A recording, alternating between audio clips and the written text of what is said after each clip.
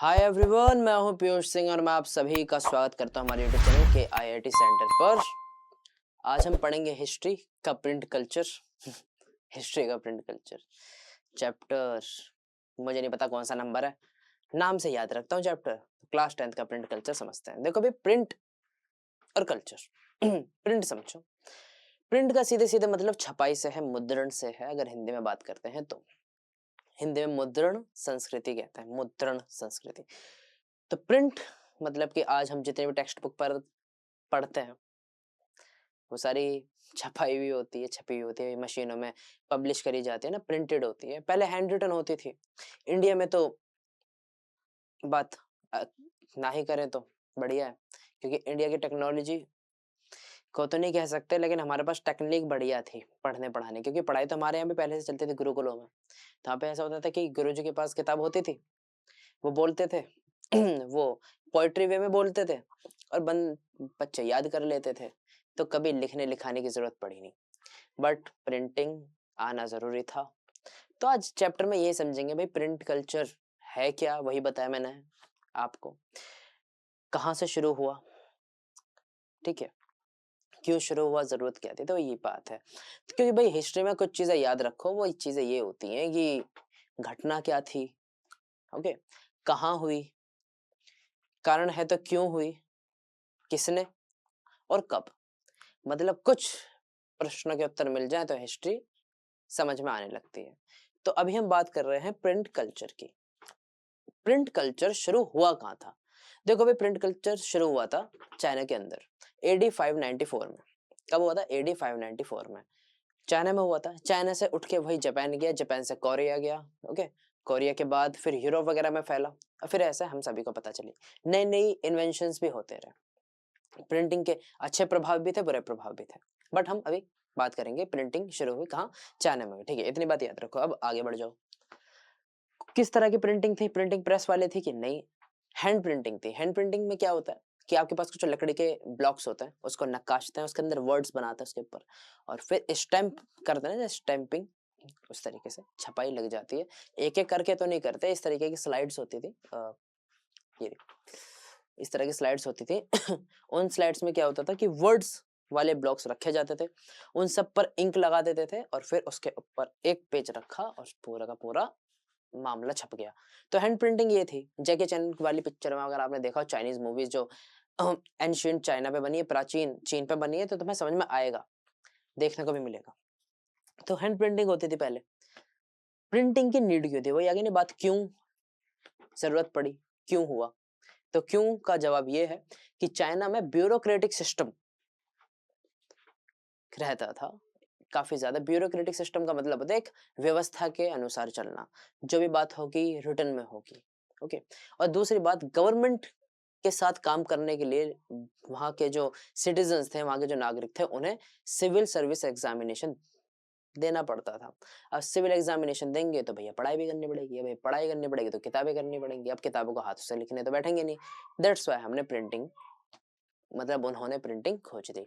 फिर बात यहाँ पर ही नहीं हुई, बात चाइना के अंदर की जहां तक बात है, जब प्रिंटिंग हुई तो ना कि केवल वहां पर गवर्नमेंट ही प्रिंटिंग को इस्तेमाल करते थे, बल्कि वहां के मर्चेंट्स हो गए और राइटर्स हो गए, पोइट हो गए, ये सब उस प्रिंटिंग का इस्तेमाल करते थे। और प्रिंटिंग कल्चर जो था उनकी लाइफ का एक बेसिक पार्ट बन गया, क्योंकि जैसे हमारी लाइफ में ना फोन, बिना फोन के कुछ नहीं, ठीक उसी तरीके से वहां पर सारी चीजें डिपेंड होंगी किस पर, प्रिंटिंग पर, क्योंकि प्रिंटिंग समय और ऊर्जा दोनों बचाता था। अब आगे बढ़ जाओ, ठीक है। तो चीन में अगर कभी लिखने को आ जाए भाई चीन में क्या जरूरत थी नीड ऑफ प्रिंटिंग की, तो यही कारण है कि ब्यूरोक्रेटिक सिस्टम था, सब कुछ रिटर्न में चाहिए था, टेक्स्ट बुक वगैरह भी प्रिंटेड ही होनी चाहिए थी, एंड दैट्स द रीजन। फिर आगे चल के इसका इफेक्ट क्या पड़ा चाइना पे? चाइना पे क्या इफेक्ट पड़ा भैया? ये इफेक्ट पड़ा कि किताबें अब की बार ना केवल गवर्नमेंट ने छापे, बल्कि प्रिंटिंग जो कि सभी के लिए उपलब्ध थी, सभी के लिए उसके द्वार खुले हुए थे, तो हर कोई अपनी ऑटोबायोग्राफी, बायोग्राफीज, कविताएं, कहानियां लेकर पहुंचता था और वह छप जाती थी, लोग पढ़ते थे, आइडियाज मिलते थे। अब आगे बढ़ जाओ, ये बात ध्यान में रखना है, चाइना, भारत, नेपाल और कुछ जो ये देश है ना एशिया की तरफ, एशियन कंट्रीज जो हैं, बहुत अधिकतर सभी चीजों की शुरुआत इन्होंने ही करी है।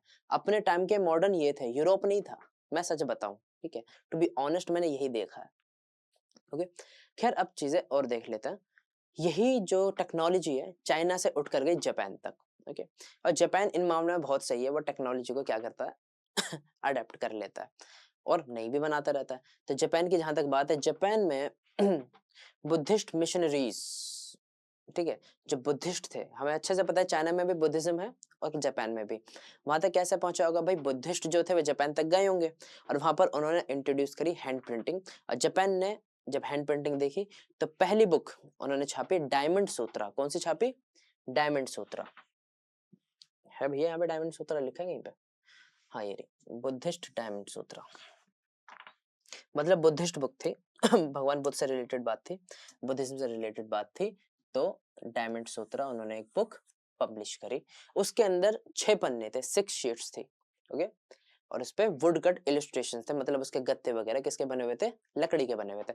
अब आगे आ जाओ, ना कि केवल अब जो प्रिंटिंग थी केवल किताबों पर होती थी, ना कि केवल उससे बुक छपती थी। अब जापानीज जो थे उन्होंने प्रिंटिंग करनी शुरू कर दी टेक्सटाइल पर, कपड़ों पर नए नए डिजाइन बनाने शुरू कर दिए। अब किस तरह के डिजाइन? मैंने तुमने बताया कि हैंड प्रिंटिंग हमारे यहाँ भी अभी भी देखने को मिल जाती है। अगर कभी तुम गए हो जहाँ पर कपड़ों की रंगाई होती है, कभी जाकर देखना, ऐसे 2 पिलर लगे होते हैं लोहे के, यहाँ पर कपड़ा ऐसा बीच में फैला हुआ होता है, रंग कर देते हैं और फिर एक स्टैंप उठाते हैं बहुत बड़ी सी, उसे कलर में डुबोते हैं और फिर डिजाइन मारने ठपाठप, मतलब डिजाइन करना शुरू कर देते हैं। मतलब हाँ वही, छोड़ो आगे बढ़ जाते हैं। तो सीधी सीधी बात ये है कि ये बात है जो भी है, क्या बात है, आगे बढ़ते हैं। हाँ तो मैं क्या कहता, तो प्रिंट कल्चर ये था। आगे चल के ना कि केवल उन्होंने टेक्सटाइल पर बल्कि प्लेइंग कार्ड्स पर भी, पेपर मनी पर भी प्रिंटिंग शुरू कर दी। मिडिवल आते जाते, मतलब जापान का जो मध्यवर्ती जापान था, जो वक्त बीच का है, उसमें क्या हुआ कि वहां पर भी जिस तरीके से चाइना से पोइट्स वगैरह थे, ठीक उसी तरीके से जापान में भी poet, writers, story tellers, tellers जो भी है, वो सब भी आकर इंट्रोड्यूस हुए और उन लोगों ने भी अपनी बुक्स वगैरह पब्लिश करने शुरू करी। यार इससे इफेक्ट क्या पड़ा कि बुक्स काफी ज्यादा चीप हो गई, लोगों के पहुंच में हो गई। ओके, और जो लोग थे वहां पर रेगुलरली पब्लिश करने लगे थे, तो बुक की डिमांड और तो बढ़ ही रही थी, साथ ही साथ सप्लाई भी अच्छी खासी थी बुक्स की। तो दोनों ही बात थी। आगे बढ़ जाओ, पिक्चर्स टेक्सटाइल पर, पेपर मनी, मैंने ये सारी बातें अभी बताई कि इन सब पर होता था। और फिर उसके बाद हमें इंट्रोड्यूस होता है कैलीग्राफी। कैलीग्राफिकल वर्ड्स हम अच्छे से जानते हैं। ओके, जापान में ही शुरुआत है मतलब इंग्लिश वाली नहीं, मतलब कि कोई भी वर्ड है उसे आप अच्छे से लिखिए, दैट इज कैलीग्राफी। तो जापान में कैलीग्राफी इंट्रोड्यूस हुई। कैलीग्राफी क्यों हुई? क्योंकि वो जो वर्ड्स थे अच्छे से लिखकर उसकी स्टैंपिंग बनाकर कपड़ों पर छाप देते थे, चीजें आसान हो जाती थी। आसान क्या हो जाती थी? अट्रैक्टिव हो जाते थे कपड़े, और क्या। और दूसरी बात, ये जो पब्लिशिंग का या फिर ये जो छपाई का प्रिंट कल्चर जो काफी ज्यादा उभरा, वो उभरा जापान में की एक सिटी के अंदर, मतलब कि एक अर्बन सेंटर कह सकते हो, क्योंकि शहरीकरण उस जगह का हो रहा था। वो एक सिटी थी जिसे हम आज टोक्यो के नाम से जानते हैं, जो कि जापान की कैपिटल भी है। और उस समय पर हम जानते थे एडो, एडो के नाम से। किस नाम से? एडो के नाम से। अर्बन सर्कल्स वहीं पे थे, शहरीकरण वहां पर था, ठीक ठाक। वहां पर प्रिंटिंग की जरूरत बाकी जगहों से ज्यादा होती थी, दैट्स द रीजन। हमें अच्छे से पता है कि जो सिटीज होती हैं वहां पे सारा काम लिखाई में होता है, हर चीज का डेटा रखना पड़ता है, that was the reason. Printing का बहुत ज्यादा इस्तेमाल हो रहा था जापान में, और जापान में भी स्पेशली कहाँ? एडो, टोक्यो में। अब आगे बढ़ जाओ, अब यहाँ से कहानी शुरू होती है। जापान में आ गई प्रिंटिंग, चाइना से निकल के। अब बात आती है यूरोप तक कैसे पहुंची, क्योंकि भाई यूरोप में जब गई है तो अब यूरोप कॉन्टिनेंट तो है ही, आसपास कंट्रीज भी बहुत सारी हैं, तो यूरोप में गई मतलब सब तक पहुंच गई। अब सुनो बात क्या थी, ध्यान देना। यूरोप तक गई कैसे थी? 1295 की बात है। मार्को पोलो नाम का एक एक्सप्लोरर था, वो चाइना में आए थे। चाइना में आए, उन्होंने हैंड प्रिंटिंग की टेक्नोलॉजी देखी और इस नॉलेज को वो अपने देश इटली लेकर गए। ओके, ये इटालियन थे। ओके, और वहां जाकर उन्होंने इसे इंट्रोड्यूस किया, लोगों को पसंद भी आई। बट लग्जरी एडिशंस जो होते हैं बुक्स के, वो हैंड रिटन ही थे। वहां पर यूरोप में हैंड रिटन बुक्स ही चलती थी और उन बुक्स को कुछ एरिस्टोक्रेट्स ही पढ़ पाते थे। एरिस्टोक्रेट्स को भाई वो अच्छा खाने अच्छा पहनने वाले लोग, सब लोग नहीं। ठीक है, दूसरी बात प्रिंटेड बुक्स को जो रिच मोनार्कीज थे या जो रिच एरिस्टोक्रेट्स तो वैसे रिच ही होते हैं, वो प्रिंटिंग को कोई ज्यादा इंपॉर्टेंस नहीं देते थे। इंपॉर्टेंस क्या, वो रोकते भी थे कि भाई ये बेकार है, चीप वल्गैरिटी वाली बात है, कुछ समझ में आने वाली बात नहीं है। क्योंकि जो बुक्स हैं, जो ओरिजिनल हैं, ओरिजिनल की बात अलग होती है और वो हैंड रिटन होती है, ये बात बोली भी। बट प्रिंटिंग की वजह से एरिस्टोक्रेट्स का क्या, हमें तो आम लोगों की बात करनी है। तो उस पर लोगों पर क्या, उसका लोगों पर क्या असर पड़ा, क्योंकि एरिस्टोक्रेट्स तो भैया हर तरीके के चेंज से पीछे दूर भागते थे, ठीक है, वो अपनी दुनिया में मगन थे। बट हमें अभी लोगों की बात करनी है।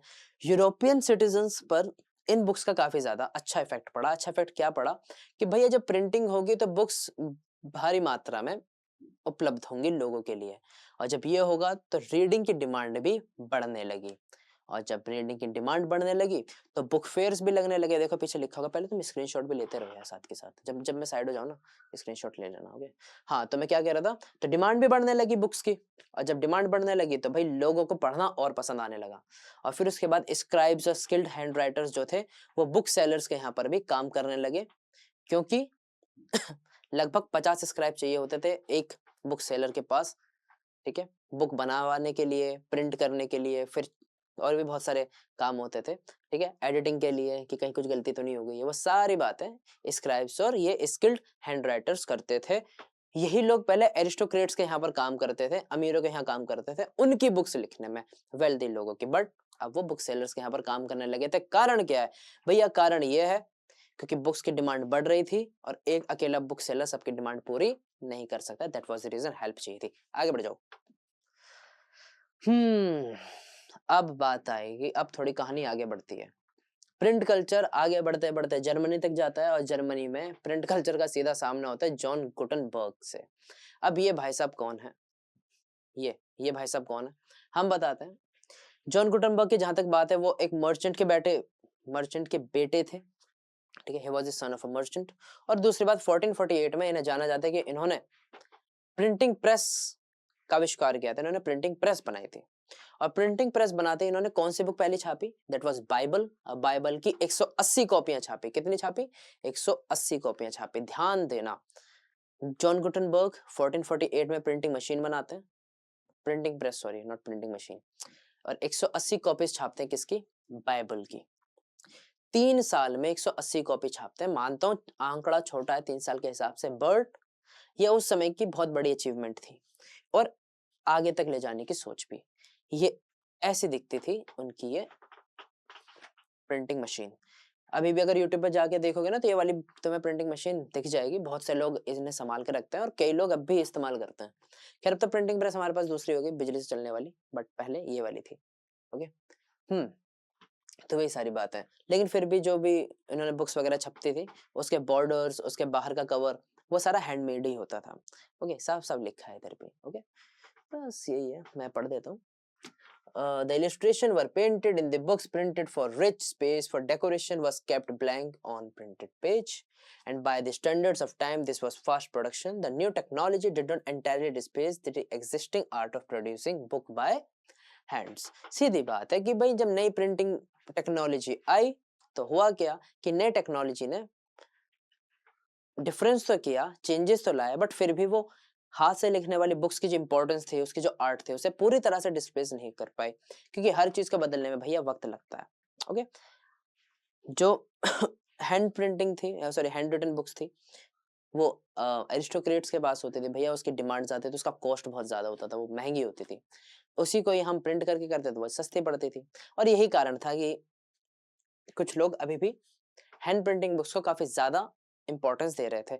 अच्छी बात है, हम तो आज भी हैंड रिटन बुक्स को काफी ज्यादा इंपॉर्टेंस देते हैं। हमारी मैन्युस्क्रिप्ट्स वगैरह हो गई, उनका दाम आज भी बेहतरीन है, बहुत ज्यादा महंगी होती हैं।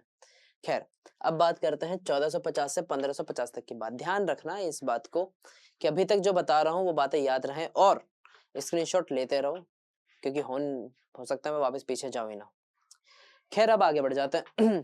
1450 से 1550 में हुआ क्या, प्रिंटिंग प्रेस जॉन गुटनबर्ग वाली लगभग सभी देशों में लग चुकी थी। Most of the European countries में ये प्रिंटिंग मशीन लग चुकी थी, और जिसके चलते छपाई भी शुरू हो गई थी, बुक्स भी छप रही थी। अगर हम 15th सेंचुरी की बात करें तो लगभग 20 million printed books in Europe, मतलब 20 मिलियन बुक्स यूरोप के अंदर छप चुकी थी। और वही 16th सेंचुरी तक पहुंचते पहुंचते, मतलब कि 15वीं शताब्दी की बात करें, 15वीं सदी, 15th सेंचुरी के आधे में 20 मिलियन, 16th आते आते 200 मिलियन कॉपीज छाप दी। सबसे चल रहा था, ठीक है। अभी अच्छा लग रहा है ना कि हाँ ठीक है, प्रिंटिंग हो रही है, बुक पे बुक हो रही है, तो अच्छी बात है, लोग पढ़ रहे हैं। लेकिन मजे की बात यह है बेटा कि ये एक रेवोल्यूशन था। क्या? Print revolution. प्रिंट रेवोल्यूशन से चीजें अच्छी भी होती हैं, चीजें खराब भी होती हैं। ओके, अब अच्छा पहले बता दो, तो फिर खराब भी बताऊंगा। ध्यान दो। A new way of producing books, it transformed the leaves of people, changing their relationship to information and knowledge and with institutions and authorities। ध्यान देना, जब बुक्स छपने लगे तो लोगों की पहुंच में बुक्स आ गई, और जब बुक्स लोगों की पहुंच में आ गई तो उससे पता है क्या होता है, मैं बताता हूँ क्या होता है। उससे होता है लोगों को आइडियाज मिलते हैं। ओके, लोगों के लाइफस्टाइल चेंज होता है, लोगों की लाइफ चेंज होती है। ओके, लोगों को नई बातें जानने को मिलती हैं। ओके, उन्हें नॉलेज होती है, उनकी नॉलेज बढ़ती है। किस बारे में? हर चीज के बारे में, क्योंकि हर चीज बुक के अंदर लिखी है। दूसरी बात, इंस्टीट्यूशन अथॉरिटीज के बीच उनका कैसा रिलेशन है, मतलब कि सरकार है, काम कर रही है या नहीं कर रही है, बाकी आसपास की कंट्रीज कैसे काम कर रही है, सारी बातें हमें पता चलती है। मिला जुला के बस बात ये है, जैसे अभी हम सोशल मीडिया पर इंस्टाग्राम वगैरह चलाते हैं, रील्स देखते हैं, उसका असर हमारे ऊपर होता है, पक्की बात है। ठीक वैसे ही यहाँ पर बुक्स का असर लोगों पर हो रहा था। Printing reduced the cost of books. Printing revolution के चलते बुक्स का जो कॉस्ट था वो कहीं ज्यादा कम हो गया, अच्छी बात है। इससे क्या हुआ, लोगों तक बुक्स पहुंच गई। ओके, और लोगों के भीतर नए विचार आने लगे, और जब कहीं पर नए विचार आने लगते हैं ना बेटा, तो वो लोग क्या चाहते हैं मालूम है? वो लोग चाहते हैं बदलाव, फिर वो लोग बदलाव चाहते हैं, और यहाँ मामला हुआ था फिर। It is not for book, ये पता नहीं क्या है। Okay, multiple copies could be produced with greater ease, book flooded the market। हुआ क्या कि बहुत सारी कॉपीज एक साथ बनाई जा सकती थी, बंदों ने बनाई भी, खूब बनाई। और इससे होता क्या है मैं बता दूं, ध्यान देना, कि लगातार मतलब एकदम बुक्स की बाढ़ आ गई मार्केट में, और लोगों की पहुंच में अब बुक्स सारी पहुंच गई थी।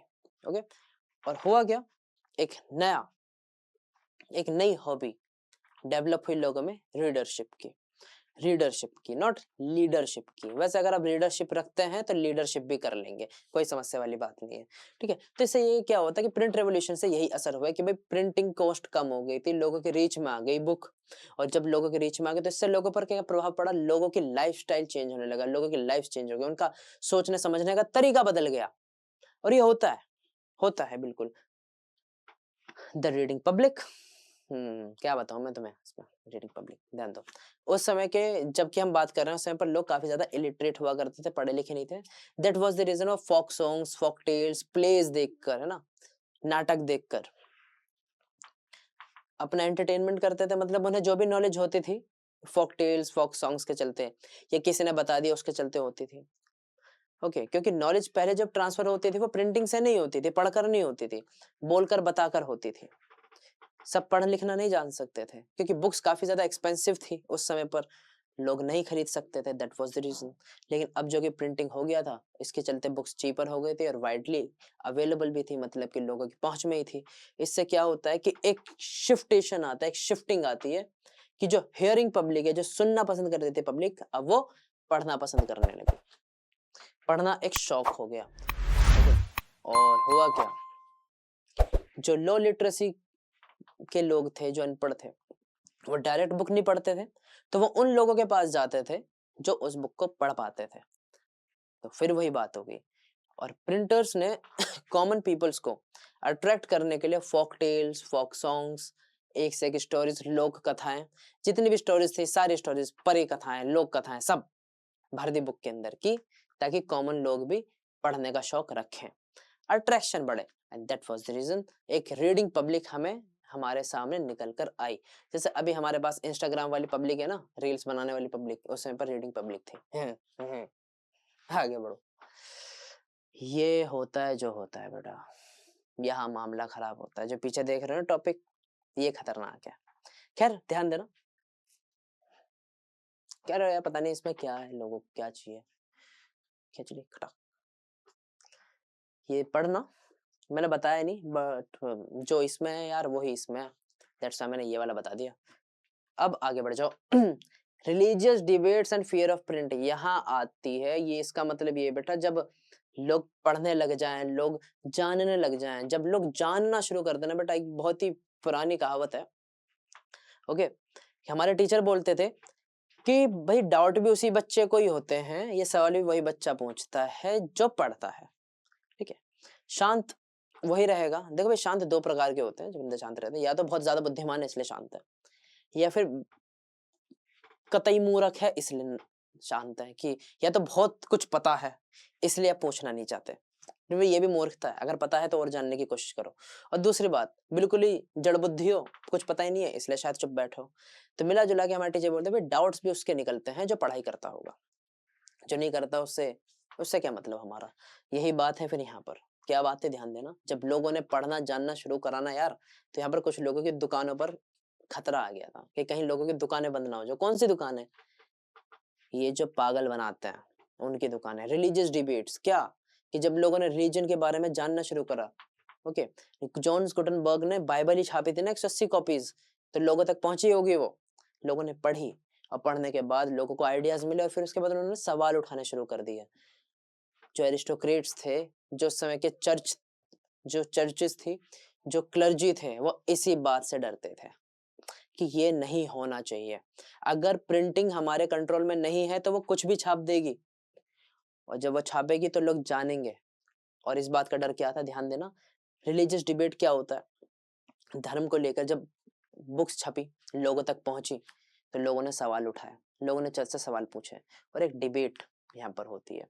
क्योंकि जो बात उसमें लिखी थी या जो भी बात वो बता रहे थे, वो एक कॉमन माइंड के अंदर घुसने वाली बात नहीं थी। लोग अब मानना नहीं चाहते थे, क्लर्जी ने जो बताया उसे मानना नहीं चाहते थे, अब वो हर चीज को अंदर से जानना चाहते थे। And that was the fear, कि यहाँ मामला खत्म हो जाएगा अगर लोगों ने सवाल उठाने शुरू कर दिए तो, है ना। किसी ने बहुत अच्छा कहा है कि कुछ लोग चाहते हैं कि हम लोग पढ़े लिखे ना, क्योंकि अगर हम पढ़े लेंगे लिखेंगे, अगर हम जानना चाहेंगे, अगर हम जानना शुरू कर देंगे, तो फिर क्या होगा, फिर हम सवाल उठाएंगे, फिर रेवोल्यूशन आ जाएगा। सीधी सी बात है, ठीक है।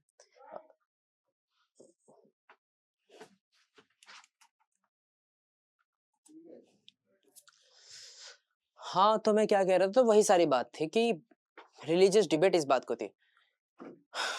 आजा जल्दी आजा, यहाँ बैठिए, आप यहाँ बैठ जाइए, कुर्सी ले लो, यहाँ बैठ जाओ। हाँ चल भाई शुरू कर दे। देखो बात क्या है कि रिलीजियस डिबेट के नाम पर बात यही थी कि धर्म को लेकर कहीं मामले खराब ना हो जाए। दूसरी बात, वो लोग भी अपने आइडियाज प्रिंट कर पाएंगे जो अथॉरिटीज के, चर्च को या फिर इंस्टीट्यूशंस की बातों से डिसएग्री करते थे। मतलब कि जो प्रिंटिंग थी वो सभी के लिए उपलब्ध थी, तो वो लोग भी अपने आइडियाज प्रिंट कर सकते थे, जिन्हें क्लर्जी से, जिन्हें चर्चिस से उनके रिचुअल्स थे, है ना, उनके रिचुअल्स जो भी होते हैं, उनके जो नियम कायदे होते हैं, जो भी चर्च लोगों को बातें बताता था, उस पर उठाए गए सवाल वो लोग उठा सकते थे और प्रिंट करके लोगों में सर्कुलेट कर सकते थे। ये था, तो इस बात की पॉसिबिलिटी थी कि जो प्रिंटिंग है ना, वो एक पॉसिबिलिटी क्रिएट करती है कि एक सर्कुलेशन हो जाएगा आइडियाज का, एक सर्कुलेशन हो जाएगा इस तरह के आइडियाज का जो रिबेलियस हो सकते हैं, कुछ उल्टा हो सकता है। लोगों के बीच में झड़प हो सकती है। झड़प वड़प की बात नहीं है सर जी, सीधे बोलो कि अब जब लोग सवाल उठाएंगे और जानना चाहेंगे तो आप उन्हें बहकाओगे कैसे, मामला ये था। दूसरी बात, सबसे वैसा मैं तो बता रहा हूँ, ठीक है, बट यही आइडियाज थे। दूसरी बात ये भी था कि जो प्रिंटिंग था उसके चलते मामले क्या हो सकते थे कि there was no control over what was printed. वही कि अगर प्रिंटिंग प्रेस पर हमारा कोई कंट्रोल ही नहीं है तो कुछ भी प्रिंट हो सकता है। और प्रिंट होना गलत नहीं है भैया, प्रिंट तो हो गया, प्रिंट होकर लोगों तक पहुंच भी जाएगा, लोग पढ़ भी लेंगे और फिर वो हमारी जान खाएंगे। तो ये बात थी। और दूसरी बात, अथॉरिटी के जो वैल्यूएबल लिटरेचर है, चर्च के जो वैल्यूएबल लिटरेचर है लोग उस पर सवाल उठाएंगे, ओके, उसकी जो अथॉरिटी है, उसकी जो रेपुटेशन है, उस पर सवाल उठाएंगे, और फिर वो रेपुटेशन डाउन हो गए तो दिक्कत हो जाएगी। तो ये रिलीजियस डिबेट थी, ये फियर था प्रिंट का, कि प्रिंटिंग की वजह से अगर कुछ ऐसा वैसा प्रिंट हो गया और लोगों तक पहुंच गया और लोगों ने पढ़ भी लिया तो फिर हमारे जान को बन जाएगी, और कुछ नहीं है। तो फिलहाल यही बात है, और कुछ नहीं यार। स्क्रीनशॉट लो। इतना तो लिखा भी नहीं इसमें जितना मैंने बता दिया यार, आगे बढ़ जाओ। मार्टिन लूथर, रिफॉर्मर्स कहते हैं इन लोगों को। मार्टिन लूथर हो, चाहे वीर सावरकर हो, चाहे बाल गंगाधर तिलक हो, भारत की बात कर रहा हूँ, ओके। बहुत सारे हैं, महिलाओं में भी हैं, पंडित रमाबाई हो, कैलाश बाशिनी देवी हो, इन सब के बारे में पढ़ोगे तुम आगे। ठीक, फिलहाल हम यूरोप की बात कर रहे हैं। यूरोप के एक famous reformer Martin Luther, King नहीं, Martin Luther. Martin Luther King, Martin Luther King ही है शायद ये, हाँ। दो है ना हमारे हिस्ट्री में, दो है, एक मार्टिन लूथर किंग, एक मार्टिन लूथर किंग जूनियर शायद, जो भी है। खैर हम बात पर आते हैं, टॉपिक से ना भटको। मार्टिन लूथर की जहां तक बात है, इन्होंने रोमन कैथोलिक चर्च पर सवाल उठाए थे, एक सवालिया निशान लगाया था। क्या बात थी, ध्यान देना। उनके रिचुअल्स को लेकर, उनके प्रैक्टिसेस को लेकर, जो वो दावे करते थे, जो वो क्लेम करते थे, इस बात को लेकर इन्होंने सवाल उठाए कि बात तो ठीक है आप जो भी करते हो, लेकिन है क्या मतलब बातों का। और जो आप बात बताते हैं वो फिर वही बात है कि सीधे दिमाग के अंदर तो घुसती नहीं, क्योंकि मिला जुला के बात यह है कि जो धर्म का पंगा है वो बात मानने को बोलता है, बात जानने को नहीं बोलता। ओके, उस समय पर यही चल रहा था। तो ये सीधी सीधी बात है। तो चर्चिस पर इन्होंने सवाल उठाया, रोमन कैथोलिक चर्च पर। दूसरी बात, उस प्रैक्टिसेस पर भी इन्होंने सवाल उठाया, और मजे की बात ये थी कि इन्होंने 95 थीसिस छापी थी कैथोलिक चर्च के खिलाफ। खिलाफ नहीं मतलब केवल सवाल पूछे थे। अब सवाल का जवाब देने का हिम्मत नहीं है आप में, तो आप तो बोलेंगे कि खिलाफ गया है। दूसरी बात क्या थी कि इन्होंने एक कॉपी चर्च को भी भेज दी थी, और ये बात ऑफिशियली डिक्लेयर कर दी थी क्या, कि मैं कैथोलिक चर्च के साथ आमने सामने की डिबेट करूंगा, और देखते हैं कि वो सामना कर पाएंगे या नहीं कर पाएंगे। हिंदी भी खराब हो रही है क्या, तो सीधी सीधी बात थी। और उन्होंने लगभग 5000 कॉपी छापी। फिर उसके बाद ये जो थीसिस थी लोगों को पसंद आई, लोगों ने पढ़ी, लोगों को आइडियाज मिला कि अच्छा काम इतना खराब चल रहा है। और उसके बाद इन्होंने पहले 95 छापी, फिर 500 छापी। That was the new testament, जो ट्रांसलेटेड था और भी कई भाषाओं में। और ये बात यहाँ पर ही खत्म नहीं हुई, इन्होंने आगे चल के चर्च के अंदर ही एक नई ब्रांच, एक क्रिश्चियनिटी की नई ब्रांच खोल दी। That was Protestant. पहले कैथोलिक्स थे, बाद में प्रोटेस्टेंट बने। आगे बढ़ जाते हैं। तो ये थी बात। तो जो एरिस्टोक्रेट्स थे वो प्रिंटिंग को खराब मानते थे, वो प्रिंटिंग को डीमन मानते थे कि ये भैया हमारी लिए दिक्कत दे रहा है। और वही मार्टिन लूथर कहते थे कि भाई प्रिंटिंग जो है ना भगवान का दिया हुआ मेरे लिए सबसे बेहतरीन तोहफा है, इससे बेहतर शायद कुछ हो ही नहीं सकता। जैसे हमारे लिए फिलहाल यूट्यूब है, हम अपने विचार रखते हैं, अच्छी तो बात है, ओके, हमें किसी की परमिशन नहीं लेनी पड़ती अपने विचार रखने के लिए। और हम विचार के किसी इंस्टीट्यूट या किसी अथॉरिटी के सामने नहीं रखते, लोगों के सामने रखते हैं। अब लोग खुद बताएंगे। अब आगे बढ़ जाओ। ठीक वैसे ही मेनोकियो की बात करें, वो एक इटाली के माइलर थे, और इन्होंने भी कैथोलिक चर्च को लेकर कुछ बातें कही थी। इनकी फोटो मुझे मिली नहीं यार, वरना मैं दिखाता जरूर, क्योंकि मैं सच बताऊं ना, फ्रीडम ऑफ स्पीच है, मैं तो बोलूंगा। अब बात ये है कि एनसीईआरटी की जो बुक्स है ना, पता नहीं यार जो भी छाप रहा है, मेरी मतलब वो छाप रहा है अच्छी बात है, तो जिन बंदों के नाम है कम से कम उनकी शक्लें तो दिखा दो कम से कम हमें। मार्टिन लूथर की शक्ल नहीं है उसके अंदर, ओके। और वही मजीने वगैरह भी हैं, उनकी भी नहीं है, मगर जो हम उसकी बात करेंगे नेशनलिज्म यूरोप की, तो एटलीस्ट शक्लें दिखा दिया करो, ओके। ओके, मतलब मैं क्या बोलूं मैं इस पे कि एनसीईआरटी की बुक जो छाप रहे हैं, चलो वो तो है जो है, ठीक है। उसके बाद जो पढ़ा रहे हैं वो भी शक्लें नहीं दिखाते, वो भी महान है। फिर उसके बाद तुम लोग, तुम भी महान हो, तुम भी शक्लें देखने की कोशिश नहीं करते कि किसी बंदे का नाम आया है तो कम से कम देख तो ले उसकी शक्ल दिखती कैसी है। अभी आगे चल के मैं पढ़ा रहा था एक बार, तो ब्राउन सिस्टर करके नाम आया था, ब्राउन सिस्टर्स। वो तो सर्च किया तो पता चला ये एक बंदा नहीं बल्कि 3 लड़कियां हैं, ब्राउन सिस्टर्स, बहनें थी, ठीक है। तो भाई पढ़ने की आदत डालो सर, ऐसे काम नहीं चलेगा, समझे। ये पढ़ लिया, मिनोकियो वगैरह। मिनोकियो एक रिफॉर्मर्स थे। रिफॉर्मर क्या है, एक कॉमन पर्सन थे और उन्हें कुछ चीज़ों को लेके सवाल थे, चर्च के रिचुअल्स और उनकी प्रैक्टिसेस को लेके, तो उन्होंने सवाल उठाए थे। क्योंकि सीधी बात है, हम ये बात अच्छे से जानते हैं कि उस समय पर जो चल रहा था वो क्या था, प्रिंट रेवोल्यूशन चल रहा था। प्रिंट रेवोल्यूशन का सीधे सीधे मतलब है कि बहुत सारी बुक्स एकदम छपती जा रही थी, छपती जा रही थी। इसका क्या है कि लोगों तक जब बातें पहुंच रही थी, लोगों तक जब किताबें पहुंच रही थी, तो इन किताबों का असर लोगों पर हो रहा था, तो लोगों ने सवाल उठाए, तो इसमें कुछ गलत नहीं है। What reformer. अब आगे बढ़ जाओ। The reading mania. Reading mania का क्या मतलब है, ध्यान देना। जब लगातार बुक्स छपती जा रही थी तो लोगों की पहुंच में आ रही थी बुक्स। अब उसका असर बहुत अच्छा पड़ा लोगों पर। वो असर क्या था कि पहले बात, ये बात ध्यान रखो, हम जो बात कर रहे हैं, कह रहे हैं 17 से 18 सेंचुरी के आसपास की।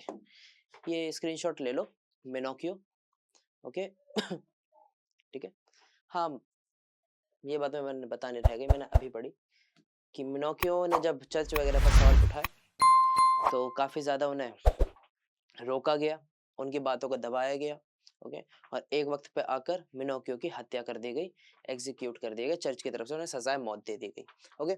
अब एक काम करना, इसका स्क्रीनशॉट ले लेना एज एन एग्जाम्पल, अगर कोई क्वेश्चन आता है तो काम आ जाएगा। ओके। मार्टिन लूथर, मिनोकियो, जीन जैकस रूसो। ओके। अगर हम फिजिक्स की बात करें तो आइजैक न्यूटन, गैलीलियो गैलीली, बहुत सारे लोग हैं यार। तो यही है फिजिक्स वगैरह की। फिजिक्स जो है वो नेचर की स्टडी होती है। जब पर्सन अपनी तरफ से कुछ खोज करके आगे निकलता है तो लोग उसे पीछे खींचता है, यह होता ही है। खैर छोड़ो, जान दो। तो ये बात चल रही है 17वीं और 18वीं सदी की, मतलब 17th और 18th सेंचुरी की हम ये बात कर रहे हैं। उन दिनों लगातार बुक्स छप रही थी, बहुत सारी जगहों पर प्रिंटिंग प्रेसेस लग चुकी थी और लगातार मतलब बाढ़ आ रही थी बुक्स की, खूब पढ़ रहे थे लोग। इसका असर क्या पड़ा कि लिटरेसी रेट क्या था लोगों का, बढ़ गया। कितना बढ़ गया, 60 to 80% बढ़ गया। कितना बढ़ गया, 60 to 80% बढ़ गया। ओके। और जब 60 to 80% बढ़ जाता है तो मतलब लोग बातें सुन समझ रहे हैं। लोग अब की बार बातें मानेंगे नहीं, वो सवाल पूछेंगे और जानेंगे भी। तो ये बात भी थी। फिर उसके बाद लिटरेसी रेट को और अच्छा करने के लिए चर्चेस के कुछ डिनोमिनेशंस ने, मतलब चर्चेस नहीं, पीसेंट्स और आर्टिशियंस के लिए, उनके बीच एजुकेशन स्प्रेड करने के लिए स्कूल्स खुलवा दिए। ओके। क्या खुलवा दिए, स्कूल्स खुलवा दिए। ठीक है। और 18th सेंचुरी आते आते आते मैंने बताया लिटरेसी रेट अच्छा खासा बढ़ गया। ओके। फिर आगे बढ़ते हैं। With rising literacy came reading mania, demand for books increased and printers produced book in large numbers। क्या मतलब है कि जैसे लिटरेसी बढ़ी तो लोगों के बीच डिमांड बुक की और ज्यादा ही ज्यादा बढ़ गई और नए टाइप की पॉपुलर लिटरेचर भी आने लगी। मतलब कौन सी लिटरेचर आने लगी, जो कॉमन लोग पढ़ते थे।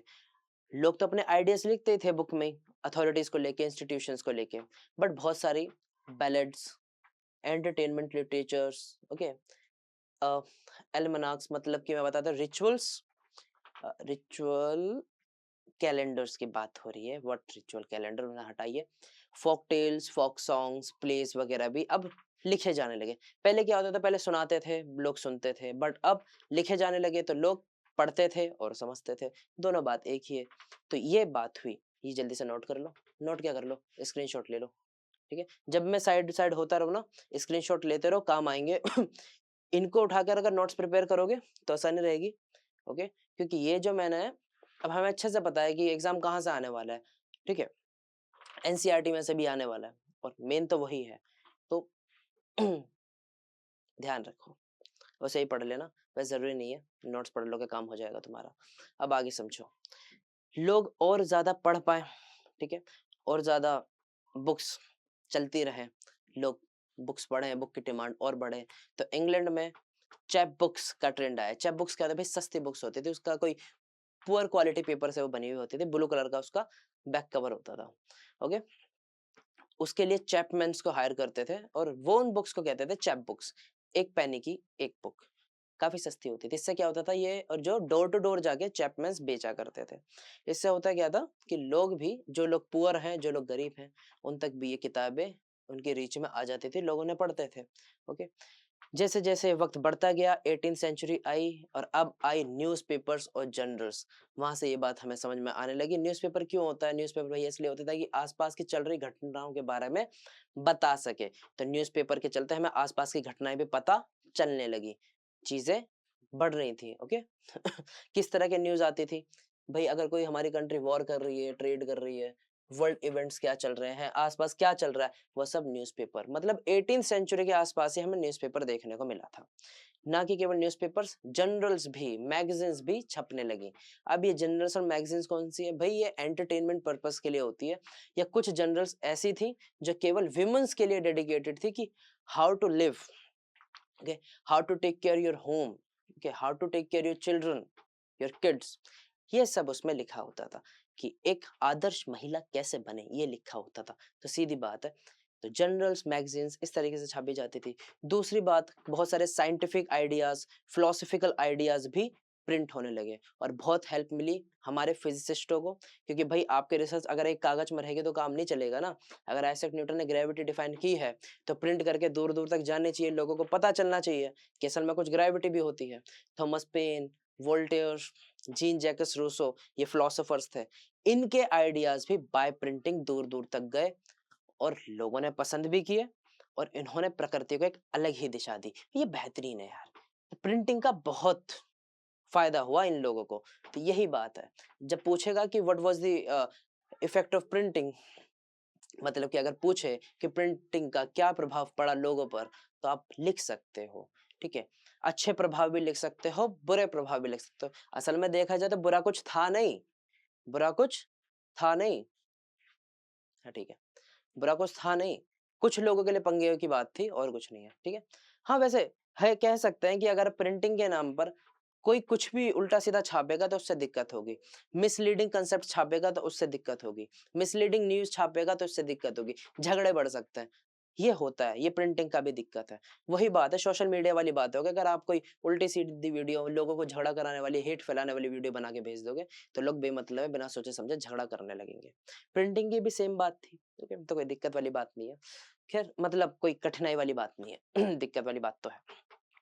किस तरह की चीजें छपने लगी थी, ओके, काफी सारी सोसाइटीज इन्फ्लुएंस हुई किस तरफ, साइंस की तरफ, रीजंस की तरफ, लॉजिकल थिंकिंग की तरफ, ओके, सोशल सोशल साइंस तो कहना, सोशियोलॉजी कह सकते हो, सोसाइटी की तरफ, ओके, नेशन की तरफ, देश की तरफ। जब प्रिंटिंग नहीं थी लोग अपनी जिंदगी में मशरूफ थे, बट जब प्रिंटिंग आ गई, बुक्स आ गई, तो उन्हें आसपास की चीजों का पता चलने लगा और डेवलपमेंट होना शुरू हुआ सोचने के तरीके में, मेंटेलिटी में।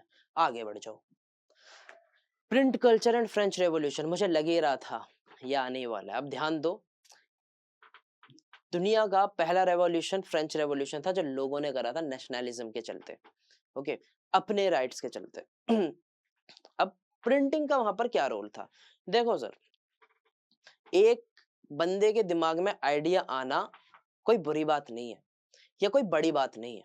बड़ी बात क्या है, तो बुरी बात हटा दो, अच्छी बात है, आइडिया आने चाहिए। किसी पर्सन के दिमाग में अगर एक बात आई है तो वो बड़ी बात नहीं है। बड़ी बात तब हो जाएगा अगर वो आइडिया लोगों में फैलने लगे तो। और वो काम कौन कर रहा था, वो काम कर रहा था उस समय पर प्रिंट। करते क्या थे, जो बुक्स थे, बुक्स प्रमोट कर रही थी किसको, नॉलेज को। बुक्स प्रमोट कर रही थी अवेयरनेस को। बुक्स प्रमोट करती थी न्यू आइडियाज इन सोसाइटी, कि मतलब नए आइडियाज मिलने चाहिए, ओके, नए आइडियाज किस तरह के, कि सोसाइटी जिस तरीके से अभी चल रही है वैसे नहीं चलनी चाहिए, एक ऐसा तरीका हो जिसमें हमारी भी सुनवाई हो। ये सारी बातें लोगों को सपने में थोड़ी आ रही थी, ओके। जिसके सपने में आते थे वो बुक छाप देता था, बुक छाप के वो निकल जाती थी सीधी सीधी बात है, ओके। जिसके सपने में आ रही है, जिसके दिमाग में ये बात आती है, वो बुक छाप देते थे, ओके। पढ़े लिखे जब वो बुक लोगों तक पहुंचती थी, लोग पढ़ते थे, जो नहीं पढ़ पाते थे वो पढ़ने वाले की सुनते थे। तो इससे लोगों का दिमाग अब चेंज होने लगा था। पहले क्या था, मैंने बताया, पहले लोग केवल मानते थे, क्या करते थे, मानते थे। अब लोग किताबों के जरिए आइडियाज अपने भी रख के जानना चाहते हैं। सेम चीज होती है, ओके। तो जो बंदा क्यों पूछ रहा है वो बदतमीज थोड़ी है, कारण पूछा लोगों ने, तो ये बात राजा और क्लर्जी को पसंद नहीं आई। तो यही बात थी, प्रिंटिंग ने हेल्प करा किसे, कि भाई जो निरंकुश शासन है ना, डेस्पोटिज्म है, इसको चैलेंज कीजिए। ये लोगों के साथ जो अन्याय कर रहा है, ये जो अन्याय हो रहा है, ये चैलेंज है हमारे लिए, चुनौती दो इन्हें, ठीक है, कारण पूछो ऐसा हमारे साथ क्यों, क्यों टैक्स हम ही भरे हैं बस, फर्स्ट और सेकंड स्टेट वाले क्यों टैक्स नहीं भरते। पहले क्या करते थे भाई, उनको नेचुरल राइट्स हैं। ओके, क्लर्जी के साथ तो कुछ अलग ही सीन था, वो तो भगवान के नाम पे लोगों की जमीनें तक हड़प लेते थे, उनका अनाज तक ले लेते थे। क्यों? क्योंकि बताते थे कि उन्हें तो सीधे परमात्मा ने भेजा है। तो ये तो सुन ली मान ली। लेकिन जब इस तरह के आइडियाज, मतलब कुछ एनलाइटमेंट वाले आइडियाज, बिल्कुल ज्ञान चक्षु खोल देने वाले आइडियाज प्रिंट के जरिए लोगों तक पहुंचे, तो लोगों ने सवाल उठाए, लोगों ने विरोध किया, और विरोध के चलते हमें क्या देखने को मिला, French revolution. The printing press shaped public opinion. क्या पब्लिक ओपिनियन? प्रिंटिंग के चलते लोग अपना ओपिनियन रखते थे, लोग अपनी बात रखते थे। और किसके सामने बात रखते थे? राजा के सामने बात रखते थे, क्लर्जी के सामने बात रखते थे, और तो और इससे भी ऊपर बात रखी जाती थी फ्रांस के ही लोगों के बीच में, कि भाई बात ये है, अब तुम देख लो तुम्हें क्या करना है। तो ये बात थी। ऐसे बहुत सारे थे। Louis Sebastien Mercier called the printing press the most powerful engine of progress as it influenced people's thinking। क्या क्या बताता है कि एक पर्सन है, राइटर ही है, वो बताते हैं कि जो प्रिंटिंग है ना, एक पावरफुल इंजन है प्रोग्रेस का, और ये इन्फ्लुएंस करता है लोगों की थिंकिंग को, कि लोगों की थिंकिंग को इन्फ्लुएंस कर देता है। क्या कर देता है? क्या मतलब है? बदल देता है, चेंज कर देता है अच्छी दिशा में। ओके, बुरी दिशा में भी कर सकता है, लेकिन अभी अच्छी दिशा की बात हो रही है। फ्रेंच रेवोल्यूशन अच्छी चीज थी। ओके, तो ऐसी मर्सियर की बहुत सारी नॉवेल्स थी। जो ये सारी, मर्सियर कौन है? कि राइटर है, लुइस सेबेस्टियन मर्सियर राइटर है। तो उनकी नॉवेल्स, उनकी लिखी गई बुक्स लोगों ने पढ़ी, और वह बुक्स थी ही इस बात पर, सोसाइटी को लेके, समाज को लेके, राजा को लेके, उस समय के चल रहे हालात को लेके, कि भाई हम लोग भूख से मर रहे हैं, तब भी राजा को कोई परवाह नहीं हो रही है। बहुत सारी बातें लिखी थी, हमने पढ़ा है फ्रेंच रेवोल्यूशन किस बात को लेके गुस्से थे, तो ये सारी बात थी। Ideas of reason and intellect spread widely. वही सीधी बात है, print culture help spread enlightenment, ideas of logic, rationality, freedom and making tyrants fear the power of writers. तो सीधी बात है, क्या मतलब है कि प्रिंट कल्चर की वजह से आइडियाज सर्कुलेट हुए।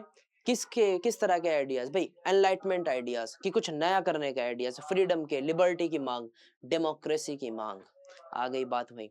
और जो राजा महाराजा थे, जो क्लर्जी थे, ठीक है, जिन्होंने दुकानें खोल रखी थी, जो लोगों का शोषण करते थे, उन लोगों में भी डर बैठ गया था। किन का डर बैठ गया था? राइटर्स का डर बैठ गया था, कि वो प्रिंट कर देंगे और लोगों ने पढ़ ली तो हमें ही आगे पीटेंगे। तो ये प्रिंट कल्चर था, और इसी प्रिंट कल्चर के चलते जब वो बुक गई, आइडियाज गए, लोगों के आइडियाज मैच हो गए, तो हमें एज ए रिजल्ट क्या देखने को मिला? फ्रेंच रेवोल्यूशन देखने को मिला। ऐसे Jean Jacques Rousseau French writer है, ओके, शायद बोल रहा हूँ, शायद उन्होंने लिखी थी स्पिरिट ऑफ लॉज करके, जिसके अंदर उन्होंने एग्जीक्यूटिव, जुडिशरी वगैरह को मेंशन किया था। अब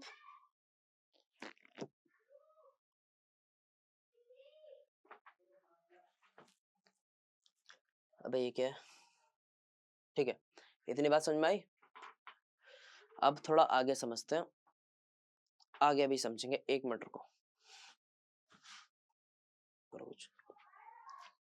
हाँ भाई, अब थोड़ा आगे आ जाओ। Print spread enlightenment ideas. Your paragraph का क्या मतलब है भैया? जो भी बना रहा है ना, जरा ढंग में बना लिया करे। What do you mean your paragraph?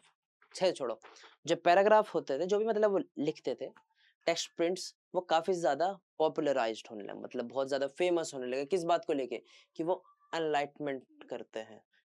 Enlightenment thinkers का सीधे मतलब है वो लोग जो कुछ नया चाहते थे सोसाइटी में, वो जो समाज की जो गलत चीज है, जो खराब चीज है, उन्हें हटाना चाहते थे। सीधी सीधी बात है, क्योंकि जो एनलाइटमेंट थिंकर्स होते हैं ना, वो कभी भी समाज के साथ नहीं चलते, ठीक है, वो अलग ही चलते हैं। और जब वो चलते हैं ना, तब बात कुछ अलग होती है, ठीक है, वो भेड़ चाल चलना पसंद नहीं करते। और अनलाइटमेंट थिंकर्स कौन थे भाई? Voltaire, Rousseau. कहाँ के भाई? फ्रांस की बात चल रही है, फ्रांस के ही होंगे। इन्होंने क्रिटिसाइज किया क्या? ट्रेडिशन को। इन्होंने क्रिटिसाइज किया क्या? रिचुअल्स को। इन्होंने क्रिटिसाइज किया किसे? सुपरस्टिशियस सोच वाले लोगों को, चर्च को, नोबल्स को, मोनार्की को, कि जो कर रहे हो ना। हमें अच्छे से पता है कि फ्रांस में चल क्या रहा था। फ्रांस में क्लर्जी और नॉबल्स आराम की जिंदगी जी रहे थे और सफर कर रहे थे लोग। तो बोलते कैसा राजा है यार ये, इसे फर्क नहीं पड़ता क्या? राजा का काम तो रक्षा करना होता है, राज करना थोड़ी। ठीक है, ये बात भी आप ध्यान रखना। कभी आपके हाथ में जब एक बहुत बड़ी अथॉरिटी आए ना, तो याद रखना इस बात को कि अगर आपके हाथ में एक बहुत बड़ी अथॉरिटी है तो पावर हाथ में तो है ही, लेकिन उससे बड़ी भी एक जिम्मेदारी आपके पास में है। ये बात ध्यान रखिए। खैर अब हम बात कर लेते हैं, ये तो कहीं भटक ना जाइए। Okay, so they promoted the role of reason and rational thinking, encouraging people to question existing social and political system. क्या मतलब है कि उन्होंने encourage करा किसे, लोगों को, कि सवाल उठाओ। भाई साहब, रैशनल थिंकिंग मतलब क्या, अनबाइज्ड सोच। ओके, बिल्कुल फ्री माइंड होकर जरा सोचो कि जो चल रहा है वो सही चल रहा है। बुक्स के माध्यम से उन्होंने लोगों तक पहुंचाया। लोग पहले से ही दुखी थे, ठीक है, बस उन्हें एक झुंड ऐसा नहीं मिल रहा था जो उनके सोच को मैच करता हो। इन्होंने वो क्रिएट किया। वोल्टेयर, रूसो ने अपनी बुक्स छापी और वहां से रेवोल्यूशन की शुरुआत हुई। वही बेटा, रेवोल्यूशन एक दिन में नहीं होता, पहले ही दिमाग के अंदर ना उपज चल रही होती है। ओके, दिमाग के अंदर पहले खिचड़ी पकती है, फिर उसके बाद बंदा आगे जाता है। You must know, print created a culture of debate and dialogue. बिल्कुल, प्रिंटिंग के चलते डिबेट एंड डायलॉग्स, मतलब डिबेट, बहस का एक मुद्दा मिल गया, एक प्लेटफॉर्म तैयार हो गया, एक कल्चर तैयार हो गया। क्या कि यहाँ पर डिबेट करेंगे, किसको लेके करेंगे, ये जो तुम अब देश के अंदर कर रहे हो ना, देश का जो बेड़ा गर्क कर गए हो उसको करेंगे। मतलब कि पहले क्या था, फ्रांस की जबकि हम बात कर रहे हैं, राजा को ही परमात्मा की तरह मानते, राजा जो करेगा सही करेगा। ये वो थे जो बताते राजा भगवान नहीं है बेटा, राजा इंसान ही है, गलतियां उससे भी होंगी और तुम्हारा काम है उसकी गलतियां ठीक करना, तुम्हारा काम है उसे बताना कि जो कर रहा है गलत कर रहा है। ये सीधी बात है।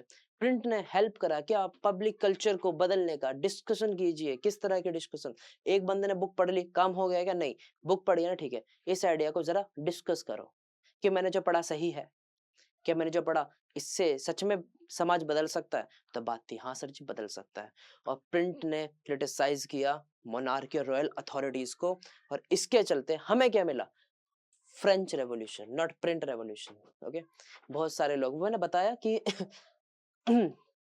जो बुक्स हैं उन्हें रूलर्स को इमॉर्टल और सेल्फ इंडल्जेंट बताया। सेल्फ इंडल्जेंट का क्या मतलब है कि उन्हें केवल अपने अपने से मतलब है, यार तुमसे मतलब नहीं है। ओके, जो मोनार्की है ना, मोनार्की को क्या बताया उन्होंने, मोनार्की को बताया ये भाई इमॉर्टल है, मोनार्की कभी खत्म नहीं होने वाली जब तक तुम नहीं करोगे। तो क्या मतलब है इमॉर्टल है, इमॉर्टल का मतलब है आज मैं राजा हूँ, कल मेरा बेटा राजा होगा, जो सोच मेरी है वही सोच उसकी होगी, जो हालत तुम्हारी आज है वही हालत मेरे बाद भी होगी। तो उन्होंने बोला कि मोनार्की अच्छी चीज नहीं है sir, we must have republic, हमें चाहिए। और मोनार्की को लेकर सवाल उठे, और जब सवाल उठे तो क्या उठे हमें अच्छे से पता है। हमें देखने को मिला एक बहुत बड़ा क्रांति, नहीं बहुत बड़ी क्रांति, फ्रेंच रेवोल्यूशन, बहुत बड़ा रेवोल्यूशन था, हमें अच्छे से पता है, पहला रेवोल्यूशन था वो। तो ये चीजें होने लगी। क्लिक करो, अब बताते हैं। तो ये सारी बातें मोनार्की और रॉयल अथॉरिटीज को क्रिटिसाइज कर रहे थे, क्या कर रहे थे, आलोचना कर रहे थे उसकी। यार समझ में तो आ रहा है ना, दिक्कत हो तो बता दियो कमेंट में। ओके, हम एक बार फिर बना देंगे, कोई समस्या नहीं है। वैसे ये क्या था, हाँ 19th सेंचुरी, 18th सेंचुरी से निकल कर 19th सेंचुरी आ गए, वाह क्या बात है। 19th सेंचुरी का सीधा मतलब है 1801 से 1900 का वक्त। 1900 का वक्त, और ये 19th सेंचुरी का बात है, 1801 से 1900 का वक्त, और ये बात सारी 18th सेंचुरी की चल रही है ना। चलिए आगे बढ़ जाइए, अब आगे आ जाइए। अभी तुम्हें कुछ चेहरे दिखाई दिए इधर, लगाने वाले ने लगाए हैं, अच्छे बनाई है। मैं बताता हूँ, ये दो पर्सन है, ये दो पर्सन है ग्रिम ब्रदर्स, जो शायद आगे क्लियर फोटो भी होगी, देखते हैं। चलो, from the late 19th century, क्या है लेट 19th सेंचुरी, हम बताते हैं। लेट 19th सेंचुरी के बाद हुआ क्या था, हम बताते हैं कि primary education become compulsory, making children important group of leaders. क्या बात है, मतलब समझ में आए, बता दूं, हम मतलब बता देते हैं कि प्राइमरी एजुकेशन बच्चों के लिए क्या कर दी गई, कंपलसरी कर दी गई, और एज ए रिजल्ट स्कूल्स के लिए भी टेक्स्ट बुक बनाना एक एसेंशियल पब्लिशिंग का काम हो गया, कि भाई पब्लिशिंग इंडस्ट्री जो है ना, जब बुकें छापती है, अब कंपलसरी के स्कूल के लिए भी बुकें छापेगी। ओके, और फिर 1857 में चिल्ड्रन प्रेस बनाएगी। क्या बनाएगी, चिल्ड्रन प्रेस। मेरा तो ऐसा मानना है कि इन्होंने चिल्ड्रन प्रेस बनाई है, बुक्स छपती हैं, जो एनसीईआरटी वगैरह छापते हैं ना, वो थोड़ा इंटरेस्ट के साथ छापे बुक, तो हमें भी पढ़ने में और बच्चों सॉरी हमें पढ़ाने में और बच्चों को पढ़ने में इंटरेस्ट आए। मेरी शिकायत है बिल्कुल इस बात को लेके, लेकिन वो बात हम शिकायत बाद में करेंगे, छोड़ो। चिल्ड्रन प्रेस छापी गई कब? 1857 में। ये बात है यार, याद रख लेना, ठीक है, ये चीजें याद रख लेना। ओके, इनका स्क्रीनशॉट लो, इन्हें मैं तो बता ही रहा हूँ, इन्हें पढ़ो, पढ़ने के बाद जितना पल्ले पड़ा, जितना समझ में आया उसे एक पेज पे लिख लेना, ठीक है, ये ध्यान रखना। एक पेज पे लिखो, ठीक है, 2 पेज उठाना, वो होता है ना बीच का पन्ना, उखाड़ो उसे और कोशिश करो कि तुम्हारे नोट उसी पन्ने में समा जाए। बहुत काम आ जाएगा यार। अपने टाइम पे मैंने ऐसी पढ़ाई करी थी। हाँ, ऐसी पढ़ाई करती थी वैसे, करती थी, नहीं करता था। ओके, अब ये जो चाइल्ड प्रेस है, क्या छापता था भाई? ये फेरी टेल्स छापता था, ये फोक स्टोरीज छापता था। फेरी टेल्स, परी कथाएं। आपने देखी परी कथाएं? मतलब पढ़ी है? पढ़ी तो होंगी, नहीं देखी है हमने तो, मतलब वैसे दोनों ही करा है, देखी भी है पढ़ी भी है। फोक स्टोरीज पढ़ो, देखो। फोक स्टोरीज मतलब फ्रांस की बात है तो फ्रांस में जो लोग थे, फ्रांस में की जो संस्कृति उसको लेके जो लोक कथाएं थी, वो सारी बात है ना। तो फेरी टेल्स, अब जैसे वो हो गया क्या, अब भूल गया मैं, snow white type, snow white हो गई है। ब्यूटी एंड द बीस्ट हो गई, मैंने देखी है, अच्छी है, अब भी देखो। ठीक है, और एक और है एलिस इन द वंडरलैंड, वो भी देखना, वो भी अच्छी है। ये सब परी कथाएं हैं, ये सब फेरी टेल्स हैं, बढ़िया है, मतलब अच्छी है। जर्मनी की बात करता है, जर्मनी की, जर्मनी में बेटा ग्रिम ब्रदर्स थे, पता नहीं हंसी क्यों आ रही है, ठीक है। ग्रिम ब्रदर्स थे, ग्रिम ब्रदर्स कौन है? ग्रिम ब्रदर्स 2 भैया हैं, नाम से पता चल रहा है ना, ब्रदर्स, जैसा राइट ब्रदर्स वैसे ग्रिम ब्रदर्स। ये लोग क्या थे बेटे, जर्मनी के थे, ये गांव गांव जाते थे, पीसेंट्स तक पहुंचते थे, और वहां से क्या निकाल के लाते थे? वहां से फोक स्टोरीज निकाल के लाते थे, फोक स्टोरीज, फोक टेल्स। 2 कारण थे फोक टेल्स निकालने के। पहली बात तो लोगों तक अपनी कहानी पहुंचाई जा सके। क्यों पहुंचानी है? जब तुम नेशनलिज्म इन यूरोप पढ़े हो या पढ़े रहे होंगे, जब कभी पढ़ा होगा, तो ना एक छोटा सा कॉलम बना हुआ है, इसमें ना ग्रिम ब्रदर्स पहले से मेंशन है, फर्स्ट चैप्टर में ही है। ग्रिम ब्रदर्स देश को एक करने के लिए ये पीसेंट से स्टोरी निकाल निकाल के ला रहे थे, ठीक है। और हाँ, जो स्टोरीज हैं वो चिल्ड्रन प्रेस तक, अभी फिलहाल हम प्रेस की बात कर रहे हैं, चाइल्ड प्रेस की, तो वो सारे सीन्स हटा दिए जाते हैं, जैसे कि मूवीज के अंदर होता है ना, वो जो कहानी लेके आते थे, वो वाले सीन हटा देते थे, वो लाइंस हटा देते थे जो बच्चों के लिए अनसूटेबल होती थी, ओके, वल्गर होती थी। ग्रिम ब्रदर्स ये काम करते हैं, उन्होंने वो कहानी उठा उठा के लाए, ओल्ड स्टोरीज हमारी प्रिजर्व करी, ओके, जर्मनी की प्रिजर्व करी। हमें हमारी स्टोरीज पता है या नहीं पता? वी मस्ट नो, हमें पता होनी चाहिए हमारी स्टोरीज, ठीक है, लोक कथाएं पता हो, ठीक है। तो इस तरीके से एक रूरल टेल्स को भी इन्होंने शेप दे दी, किन्होंने? ग्रिम ब्रदर्स ने दी थी। फिलहाल तो ये इनका योगदान रहा प्रिंटिंग में, इनका बहुत बड़ा योगदान है जर्मनी को एक करने में, ऐसी बात नहीं है, ओके। फिलहाल तो अभी हम प्रिंटिंग की बात करें, दैट्स व्हाई हमने प्रिंटिंग तक ही रखा। और फिर उसके बाद प्रिंटिंग का बहुत बड़ा फायदा हुआ किनको? महिलाओं को, ओके। पढ़ाई लिखाई का काम शुरू से ही लड़कियां करती आई हैं, इधर भी देख लो, ठीक है। Women emerged as important reader and writer, क्या ना कि केवल रीडर बल्कि राइटर के रूप में भी वो सामने आई, ठीक है। उन्होंने बहुत सारी मैनुअल्स पढ़ी, ओके, बहुत सारी मैगजीन्स पढ़ी, पेनी मैगजीन्स, उसके अंदर उनके बिहेवियर को लेके, मतलब कि how to keep your house, how to behave, how to be a good woman, ये सारी बातें लिखी थी। फिर उसके बाद काफी सारी महिलाओं ने नॉवेल्स वगैरह भी लिखी, बहुत सारी नॉवेल्स लिखी है, okay. You must know about, आपको पता नहीं, आपको पता है या नहीं, आप हेलन केलर को जानते हैं या नहीं जानते? नहीं जानते तो बहुत गलत बात है, आपको पता होना चाहिए, ओके। और Jane Austen, Bronte sisters, George Eliot, मैं यार यहीं से पढ़ के बता रहा हूँ, मैं याद नहीं है नाम मेरे को। कुछ याद है। तो ये सारे लोग क्या थे? राइटर्स थे। और ये सभी किस तरीके से इन्होंने जो बुक्स लिखी, इन्होंने पोर्ट्रे किया एज एक व्यूमन को, एज ए स्ट्रॉन्ग फिगर, एक स्ट्रॉन्ग पर्सन के रूप में इन्होंने बताया कि जो महिला है वो ना कि केवल घर के काम के लिए बनी है, बल्कि वही फेमिनिज्म की वो स्ट्रॉन्ग है ना, पुरुषों की बराबरी कर सकती है, वगैरह वगैरह। तो वैसी सारी बात है, नहीं मतलब अच्छी बात है, मैं मजाक नहीं उड़ा रहा, अच्छी बात है, अच्छा है, अच्छा है, बहुत अच्छा है, आगे बढ़ो, ठीक है। तो इंडिपेंडेंट वुमेन, क्योंकि ये जो 3 राइटर्स निकल गए, इसके चलते बाकी सारे राइटर्स को भी, बाकी सारी जो वुमेन्स थी उन्हें भी इंस्पिरेशन मिली, अच्छी बात है। अरे ना भाई, मैं बहुत सपोर्ट करता हूँ, अच्छी बात है फेमिनिज्म को, ठीक है। तो सीधी बात है। ब्रॉन्ट सिस्टर्स कौन है ये भाई? जब मैंने पहली बार नाम पढ़ा था ना इसका, मुझे लग रहा था एक ही बंदा है, मतलब एक ही लड़की है। ठीक है। ब्रॉन्ट सिस्टर्स असल में 3 लड़कियां हैं, ये तीनों बहनें थी। इनके नाम अलग अलग तो मुझे नहीं पता, बट ये तीनों राइटर्स थी। जॉर्ज इलायट, जेन ऑस्टन, शायद जिसने ये पीपीटी बनाई है उसने फोटो डाली होगी, देखते हैं। हाँ डाली तो है, ये रही, ये रही, ये रही, ये रही। हाँ रुक जाओ, आओ तुम्हारी जान पहचान करा दूं लोगों से। ये यार, ये है जेन ऑस्टन, ये है ब्रॉन्ट सिस्टर। मैं लिख देता हूँ, कहाँ कहाँ को लिखूं। ब्रॉन्ट सिस्टर्स। यार तुम भी ना बढ़िया हो, मतलब बुक में नाम तो है ही नहीं, चलो बुक वाला तो है जो है, तुम तो सर्च कर लिया करो कम से कम। ये है जेन ऑस्टन, नाम लिखा है तुम्हारी बुक के अंदर ही। ये है ग्रिम ब्रदर्स, अबे ग्रिम ब्रोज, ठीक है। ये है ग्रिम ब्रदर्स। बाकी लोग कौन है? ये है कैलाश बाशिनी देवी, ये है अभी, अरे इनका सरनेम शिंदे है यार, कोई शिंदे है ये, छोड़ो। ताराबाई शिंदे, ताराबाई शिंदे, सॉरी। ये है पंडित रामाबाई। ओके, इनके बारे में भी आगे मैं बताऊंगा। ये मैं तुम्हारी जान पहचान करा दूं, ये हैं लोग, देख लो ध्यान से, ठीक है, ध्यान से देख लो। ओके, क्योंकि तुम भी मूर्ख हो, तुमने भी नहीं देखना, ठीक है। तुमने तो लुई 16 की भी शक्ल नहीं देखी, खैर छोड़ो, उसे छोड़ो। हमने तो नेपोलियन की नहीं देखी, मैंने नेपोलियन की देखी है। खैर यार बात कर देते हैं। प्रिंट कम्स टू इंडिया, आ गया क्या? देखो भाई, India and the world of print. अब हम इंडिया की बात करें, इंडिया में जो हमारे बुक्स थे, हमारे जो ग्रंथ वगैरह थे, वो सीधी बात है वो हैंड रिटन थे, और हमें कभी जरूरत भी नहीं पड़ी प्रिंट की, क्योंकि हमने कभी जरूरत समझी नहीं। पूछो क्यों?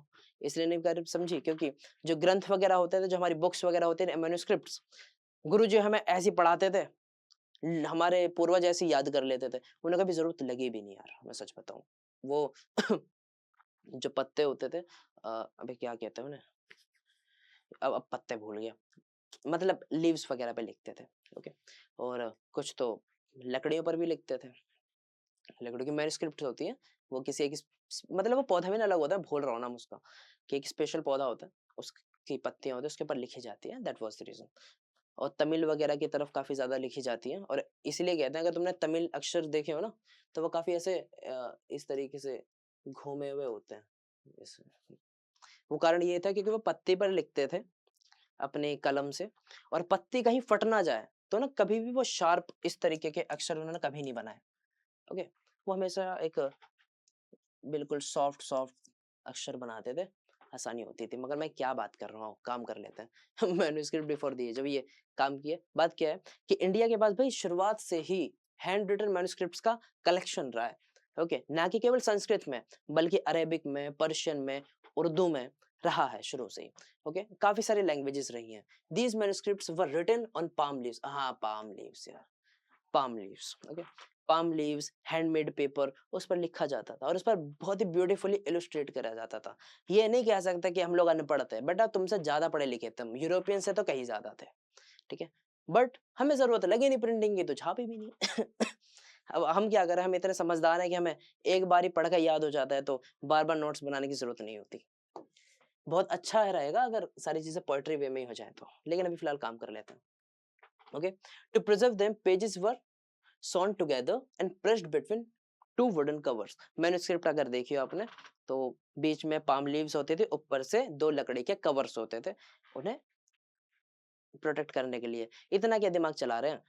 वो देखो मूवी एक अक्षय कुमार की राम सेतु, वहां पे तुम्हें मैन्युस्क्रिप्ट देखने को मिल जाएगी। ये साउथ की मूवीज देखा करो, वो मूवीज ना काफी ज्यादा कल्चर को लेके बनाते हैं, वहां पे ना एक ना एक मैन्युस्क्रिप्ट तुम्हें देखने को मिल ही जाएगी। ओके, आगे बढ़ते हैं। Even after introduction of print, manuscript continue to be produced till the late 19th century, especially for rich. However, manuscripts were expensive, fragile, and difficult to read because different styles of handwriting were used. Due to these reasons, they were not suitable for everyday use। क्या मतलब है कि printing introduce होने के बावजूद भी, मैं बताऊंगा कब कहाँ इंट्रोडक्शन हुआ था हमें प्रिंटिंग का।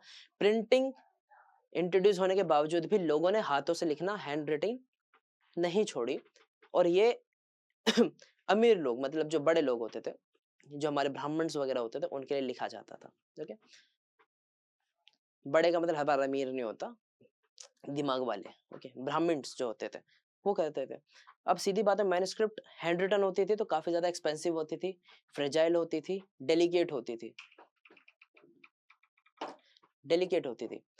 और डेलिकेट के चलते इसे हम दिन भर रोज रोज इस्तेमाल नहीं कर सकते थे। देन उसके बाद हमने क्या करा कि कुछ को हमने प्रिंट करना भी शुरू कर दिया कि भाई ताकि सब पढ़ लें। ओके, अब कॉलोनियल बंगाल की बात करें, कॉलोनियल का क्या मतलब है भाई? कॉलोनियल, कॉलोनियल, कॉलोनियल का सीधे सीधे मतलब होता है कब्जा किया हुआ। मतलब कि जब ब्रिटिशर्स आए थे तो ब्रिटिश गवर्नमेंट को हम कॉलोनियल गवर्नमेंट बोलते हैं। तो कॉलोनियल बंगाल मतलब ब्रिटिश के कब्जे वाला बंगाल उस समय पर। तो उस समय पर भी अगर देखा जाए तो स्कूल से students mainly learn to write not to read.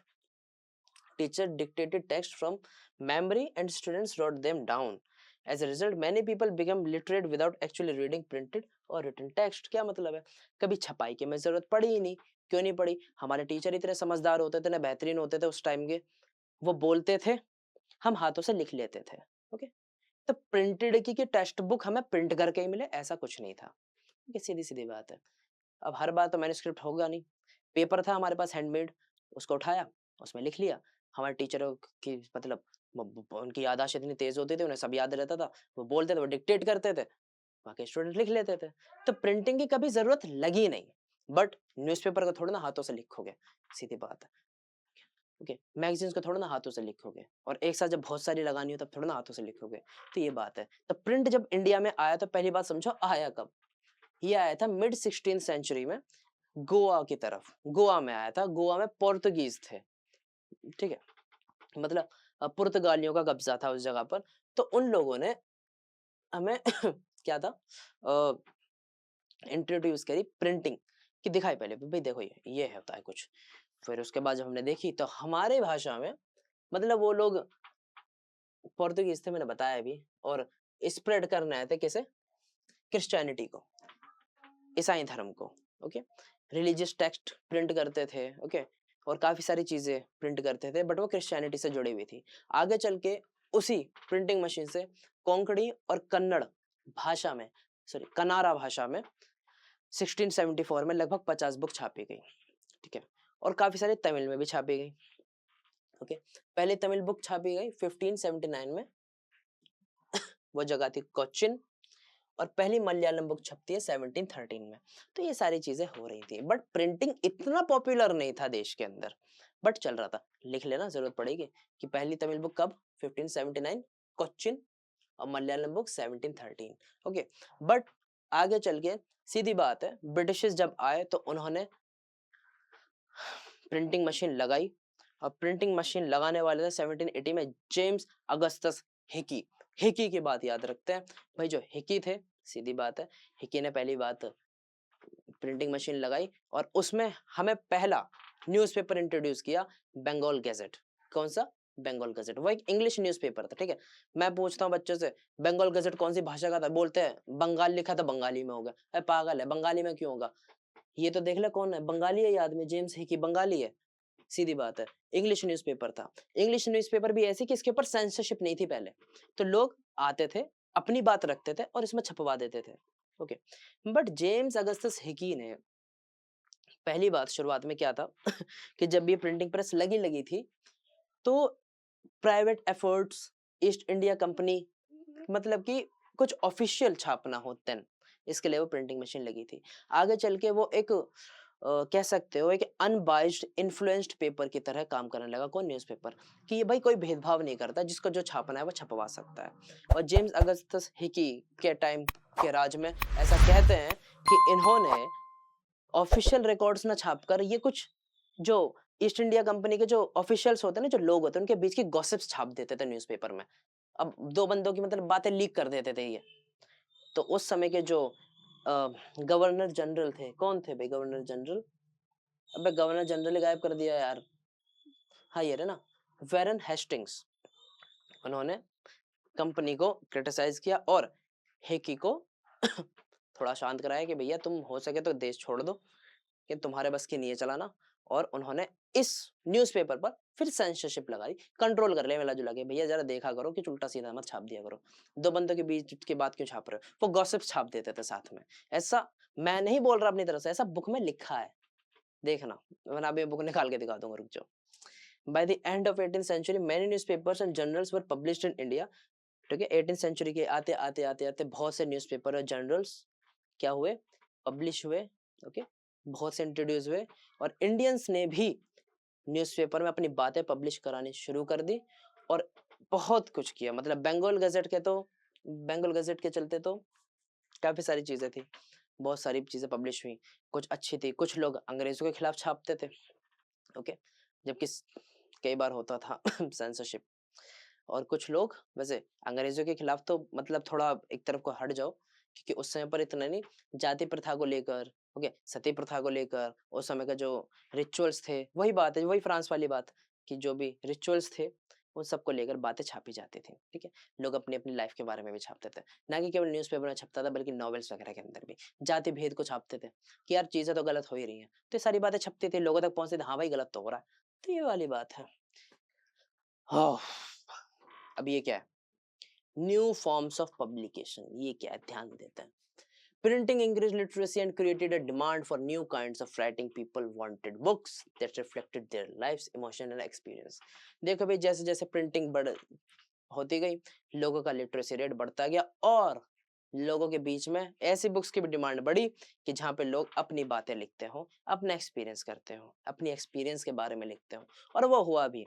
ऐसे बहुत सारे लोग थे जिन्होंने प्रिंटिंग के माध्यम से अपने बारे में बताया, अपनी दिक्कत को समझाया, ठीक है, व्हाट दिक्कत मतलब अपनी लाइफ बताते थे।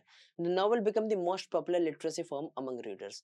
नॉवल काफी ज्यादा फेमस रही रीडर्स के बीच में, ठीक है, ना कि केवल तो developed in Europe, its own acquired distinct Indian styles. Novels पढ़ना बनना शुरू कहाँ हुआ था, यूरोप में हुआ था, बट धीरे धीरे उस नॉवल ने भी एक इंडियन फॉर्म ले लिया था, उपन्यास के माध्यम से। खैर आगे समझते हैं। Other literacy forms like short stories, essays and lyrics also grew. ये मैं क्या पढ़ रहा हूँ, आप एक काम करो ना, इसका स्क्रीनशॉट ले लो ना, आसानी रहेगी।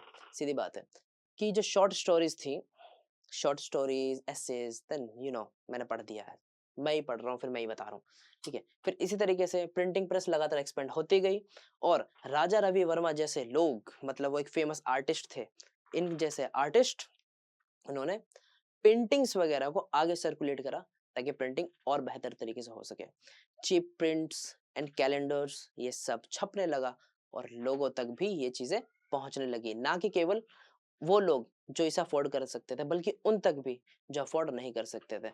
मतलब प्रिंटिंग मटेरियल्स लोगों तक पहुंचने लगे, इंक्लूडिंग बुक्स, कैलेंडर्स, एवरीथिंग, बस सारी चीजें थी, ओके। फिर आगे चल के बहुत से लोगों ने न्यूज़पेपर के माध्यम से, बुक्स के माध्यम से, जैसे कि ज्योतिबा फुले ने एक बुक लिखी थी, बुक का नाम था गुलामगिरी, मस्ट नो, तुम्हें पता होना चाहिए ज्योतिबा फुले ने कौन सी बुक लिखी थी, गुलामगिरी।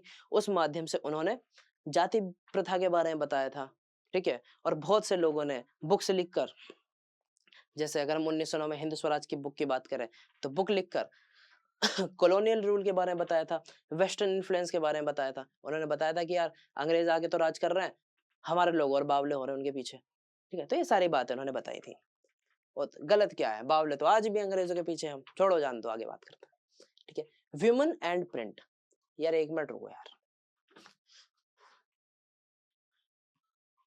हो जाएगा जल्दी जल्दी। वुमेन एंड प्रिंट की बात करते हैं। वुमेन एंड प्रिंट की कहां तक बात है, रिफॉर्मेशन ऑफ इंडियन सोसाइटी, बिल्कुल सही, मैंने सीधी बात वही बोली कि जिस तरीके से भाई फ्रांस के अंदर प्रिंटिंग का असर पड़ा था, रिफॉर्म होने शुरू हुई थी सोसाइटी, लोग जाग गए थे, है ना। ठीक वही बात भारत में भी है, वही बात इंडिया में भी है। भैया क्या बात है, ध्यान दो। women lives and emotion begin to express vividly in writings. This led to significant rise in women readers in middle class families. कि भाई women's की जहां तक बात है, प्रिंटिंग के चलते women's के बीच भी इस बात को लेकर काफी ज्यादा क्या रहा, शौक रहा उनमें, शौक मतलब कि यार इंटरेस्ट रहा, रुचि रही पढ़ने में, ओके, काफी ज्यादा।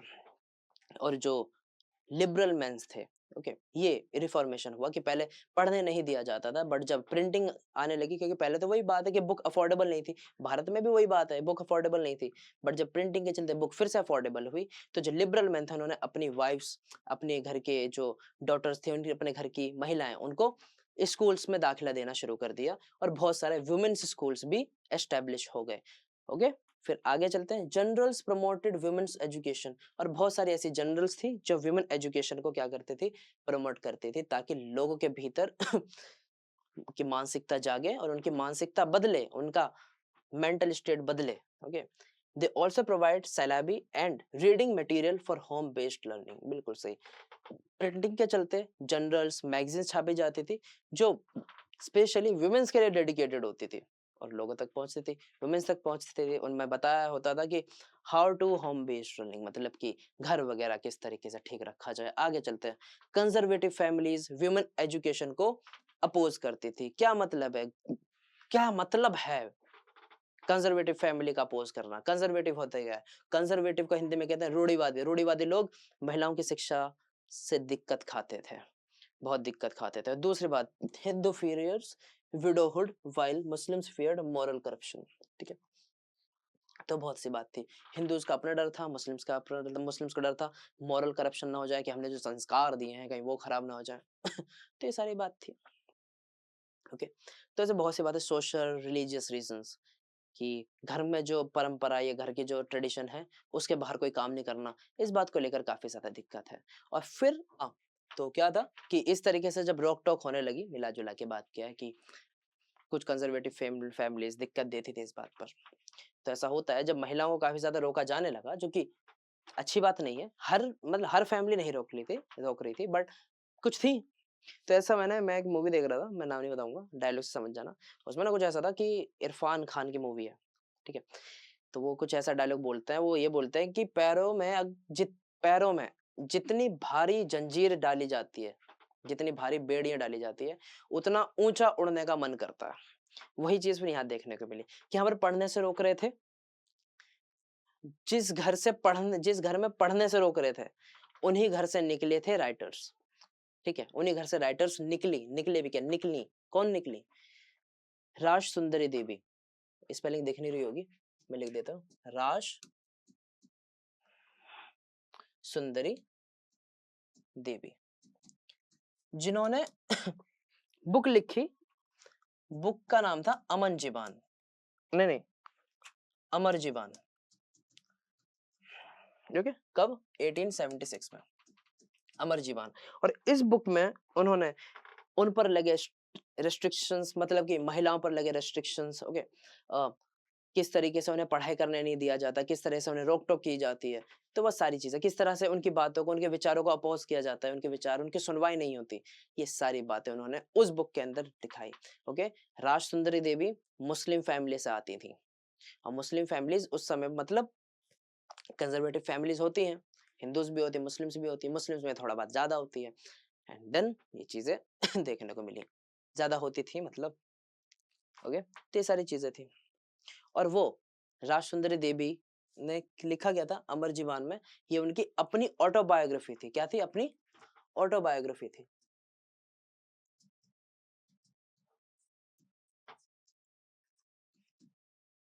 क्या था? ऑटोबायोग्राफी थी। क्योंकि कंजर्वेटिव फैमिलीज दोनों में ही है, हिंदूज मुस्लिम्स, क्या। सो इधर 1876 में राज सुंदरी देवी अमर जीवन से अपनी ऑटोबायोग्राफी लिखती हैं, और क्या बताती हैं, और ये पहली फर्स्ट बंगाल ऑटोबायोग्राफी थी। कैसी थी? फर्स्ट बंगाल ऑटोबायोग्राफी, मतलब बंगाली में लिखी हुई थी। ये है बुक बंगाली में लिखी हुई।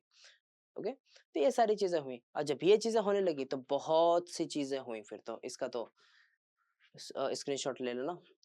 19th सेंचुरी के आते आते आते आते, मतलब आते क्या, 20th सेंचुरी के आते आते, मिड 19th सेंचुरी में बहुत सारी राइटर्स थी जिन्होंने लिखा और लिखने लगी किस बारे में, कि किस तरीके से उनके साथ अन्याय होता है, किस तरीके से उनके साथ चीजें खराब होती हैं, किस तरीके से अ, उनकी बातें सुनी नहीं जाती। और ऐसे बहुत सारी थी, एजुकेशन को लेके तो बहुत थी। ठीक है, सोशल रिफॉर्म्स एंड नॉवेल्स, सीधी सीधी बात है। कौन कौन थी ये देख लो। कैलाश बाशिनी देवी थी, ताराबाई शिंदे थी, पंडित रमाबाई, जिनके अभी मैंने आपको चेहरे दिखाए, तो ये सब थे।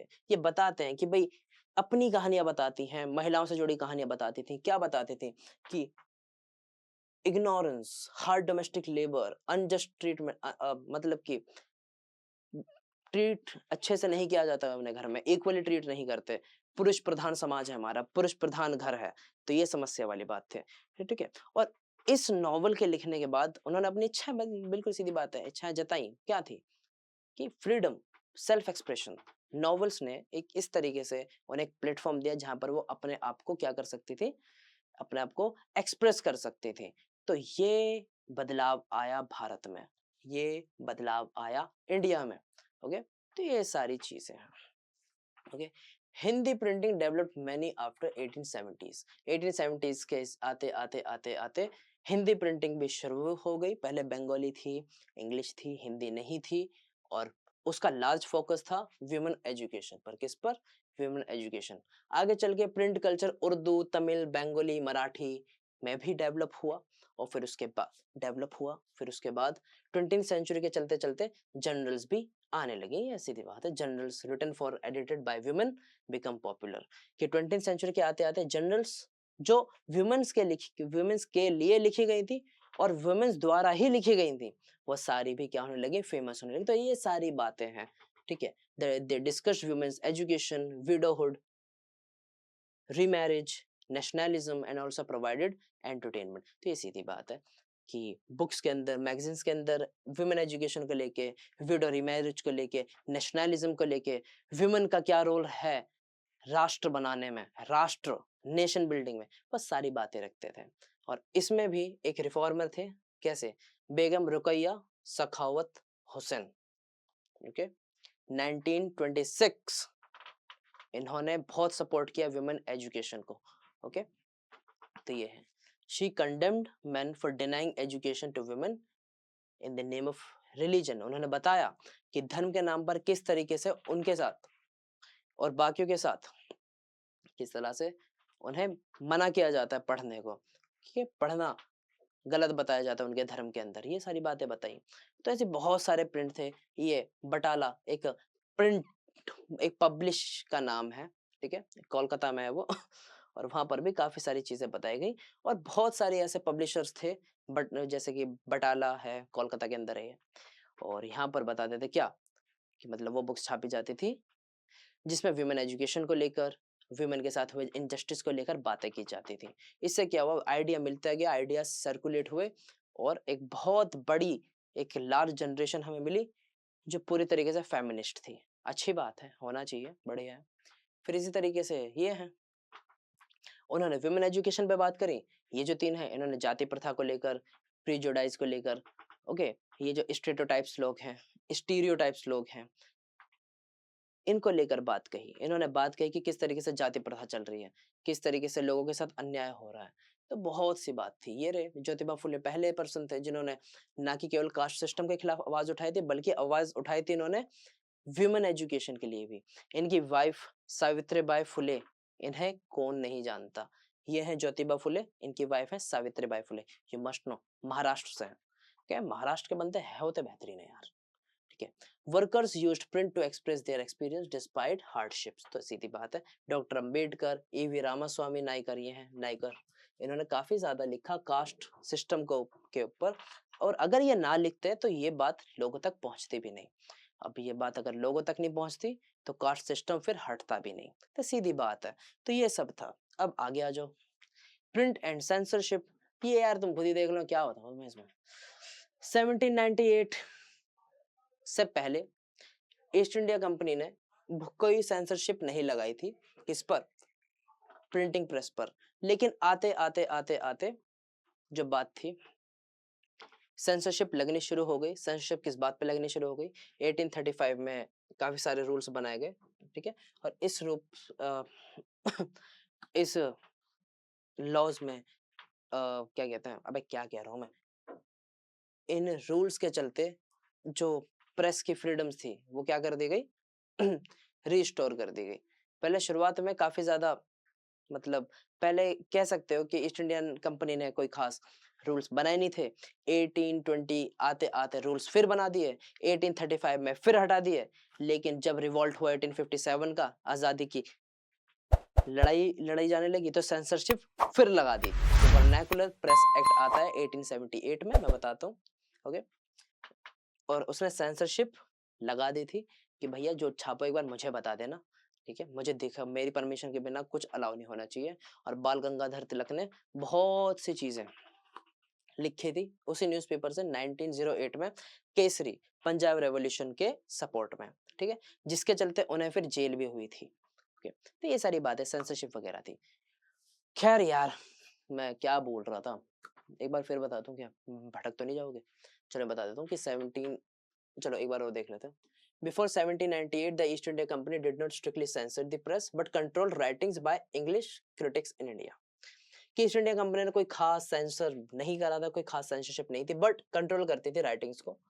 The company feared such criticism would be used in England against its trade monopoly. But company इस बात से भी डरती थी, किस बात से डरती थी, कंपनी इस बात से भी डरती थी कि कहीं न्यूज़पेपर में उसका क्रिटिसिज्म ना शुरू हो जाए, ठीक है, उसकी ट्रेड मोनोपोली, मतलब वो जिस तरह से ट्रेड करती हैं, कंपनी का नाम ना खराब हो जाए। तो उसको लेकर उन्होंने 1820 में कोलकाता सुप्रीम कोर्ट से प्रेस रेगुलेशन एक्ट पास किया और British rule, company promoted newspaper praising British rule, बिल्कुल सही। और कंपनी को बोला गया कि प्रमोट कीजिए ब्रिटिश रूल को, प्रेज कीजिए, मतलब तारीफ वगैरह कीजिए, और दूसरी बात, कुछ ऐसा उल्टा सीधा मत छपने देना यार। फिर आगे चल के 1835 में गवर्नर जनरल बेंटिक कुछ रूल्स लेके आते हैं, ठीक है, और रिस्टोर करते हैं प्रेस के फ्रीडम को, कि भाई प्रेस को आजाद छोड़ दो, उसे जो छापना है उसे छापने दो, क्योंकि प्रेस जो होती है अनबाइज्ड होती है, कुछ उल्टा सीधा नहीं छपना चाहिए, कुछ उल्टा सीधा नहीं छापेगी, ये मतलब। फिर आगे चल के 1857 में एक बहुत बड़ा रिवॉल्ट होता है आजादी की लड़ाई में, अच्छे से पता, मेरठ से शुरू हुई थी मंगल पांडे की तरफ से। और जब ये देखते हैं तो सीधी बात है, ये जो इतने सारे लोग इकट्ठे हुए थे आजादी की लड़ाई करने, होना हो इसमें कहीं ना कहीं काम प्रिंटिंग का भी रहा होगा, मुझे अच्छे से पता है प्रिंटिंग का था। तो वर्नाकुलर प्रेस एक्ट 1878 के चलते वहां पर सेंसरशिप वगैरह लगा दी जाती है, और फिर उसके बाद सारी चीजें होती है, मगर सेंसरशिप लगाने के बावजूद भी ऐसी प्रिंटिंग हो रही थी, उसी के चलते तो हमने आजादी की लड़ाई जीती। बाल गंगाधर तिलक ने केसरी को सपोर्ट करने के लिए पंजाब रेवोल्यूशंस में कुछ बातें छापी थी, जिसके चलते 1908 में उनको क्या हो गई, जेल हो गई। फिर उसके बाद नेशन वाइड प्रोटेस्ट हुए, वो वापस बाहर आ गए। लेकिन 1908 में उन्हें जेल हुई थी, ये तुम क्या इस बात से समझ सकते हो कि सेंसरशिप उसमें उस समय पर थी। तो प्रिंट एंड सेंसरशिप, लो भाई अब आगे बढ़ जाओ, चलो मैं तुम्हें बता देता हूँ। देखो भाई, वो जो है स्टेरियोटाइप्स, लोग जो वुमेन एजुकेशन को रोकते थे, वो ये भी ऐसी ऐसी पिक्चर बनाते थे बेमतलब की। इसमें ये बता रहे कि भाई देखो, अगर वुमेन पढ़ने लग जाएगी तो देखो, ये बंदा दिख रहा है तुम्हें, इसके हाथ में ना गिटार है, शायद गिटार ही है, गिटार सितार जो भी है, और वो हुक्का पी रही है, हुक्का वेप पी रही है।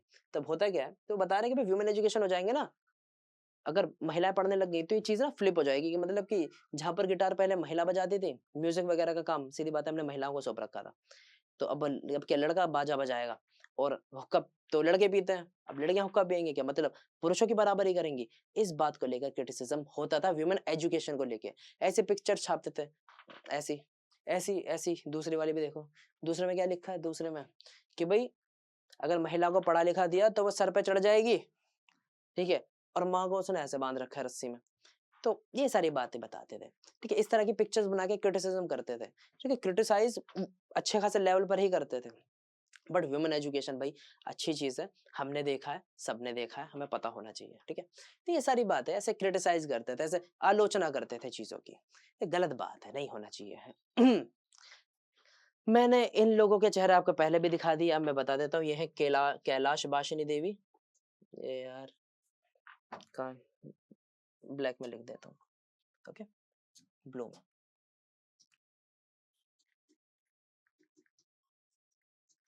कैलाश बाशिनी देवी, और ये है ताराबाई शिंदे, और ये है पंडिता रमाबाई। ये स्टैम्प की फोटो है। इन्होंने भी वुमेन एजुकेशन को लेके काफी सारी बातें कही थी, ओके, और हमारी संस्कृति में इनको लेके एक लेसन भी था। खैर, प्रिंट कल्चर में जितना होना था हो गया, आई डोंट थिंक सो अब कुछ बचा है। स्क्रीनशॉट ले लेना, पीडीएफ का लिंक मैं डिस्क्रिप्शन में डाल दूंगा, डाउनलोड कर लेना, उसे पढ़ना, नोट्स बनाना, कोई दिक्कत हो कमेंट करना, हम कुछ कर लेंगे यहाँ पर, ठीक है, कुछ तो कर ही देंगे। तो सीधी बात है, तब तक के लिए पढ़ते रहो, ध्यान रखो, एग्जाम ज्यादा दूर है नहीं, ओके।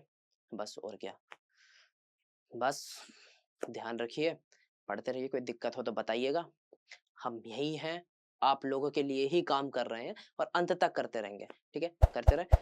खैर, तब तक के लिए बाय बाय, सब्सक्राइब करना मत भूलो, बेल आइकन प्रेस करना ना भूलो और बने रहो चैनल पर, बेहतरीन है यार, सही है, चलो तब तक के लिए बाय बाय।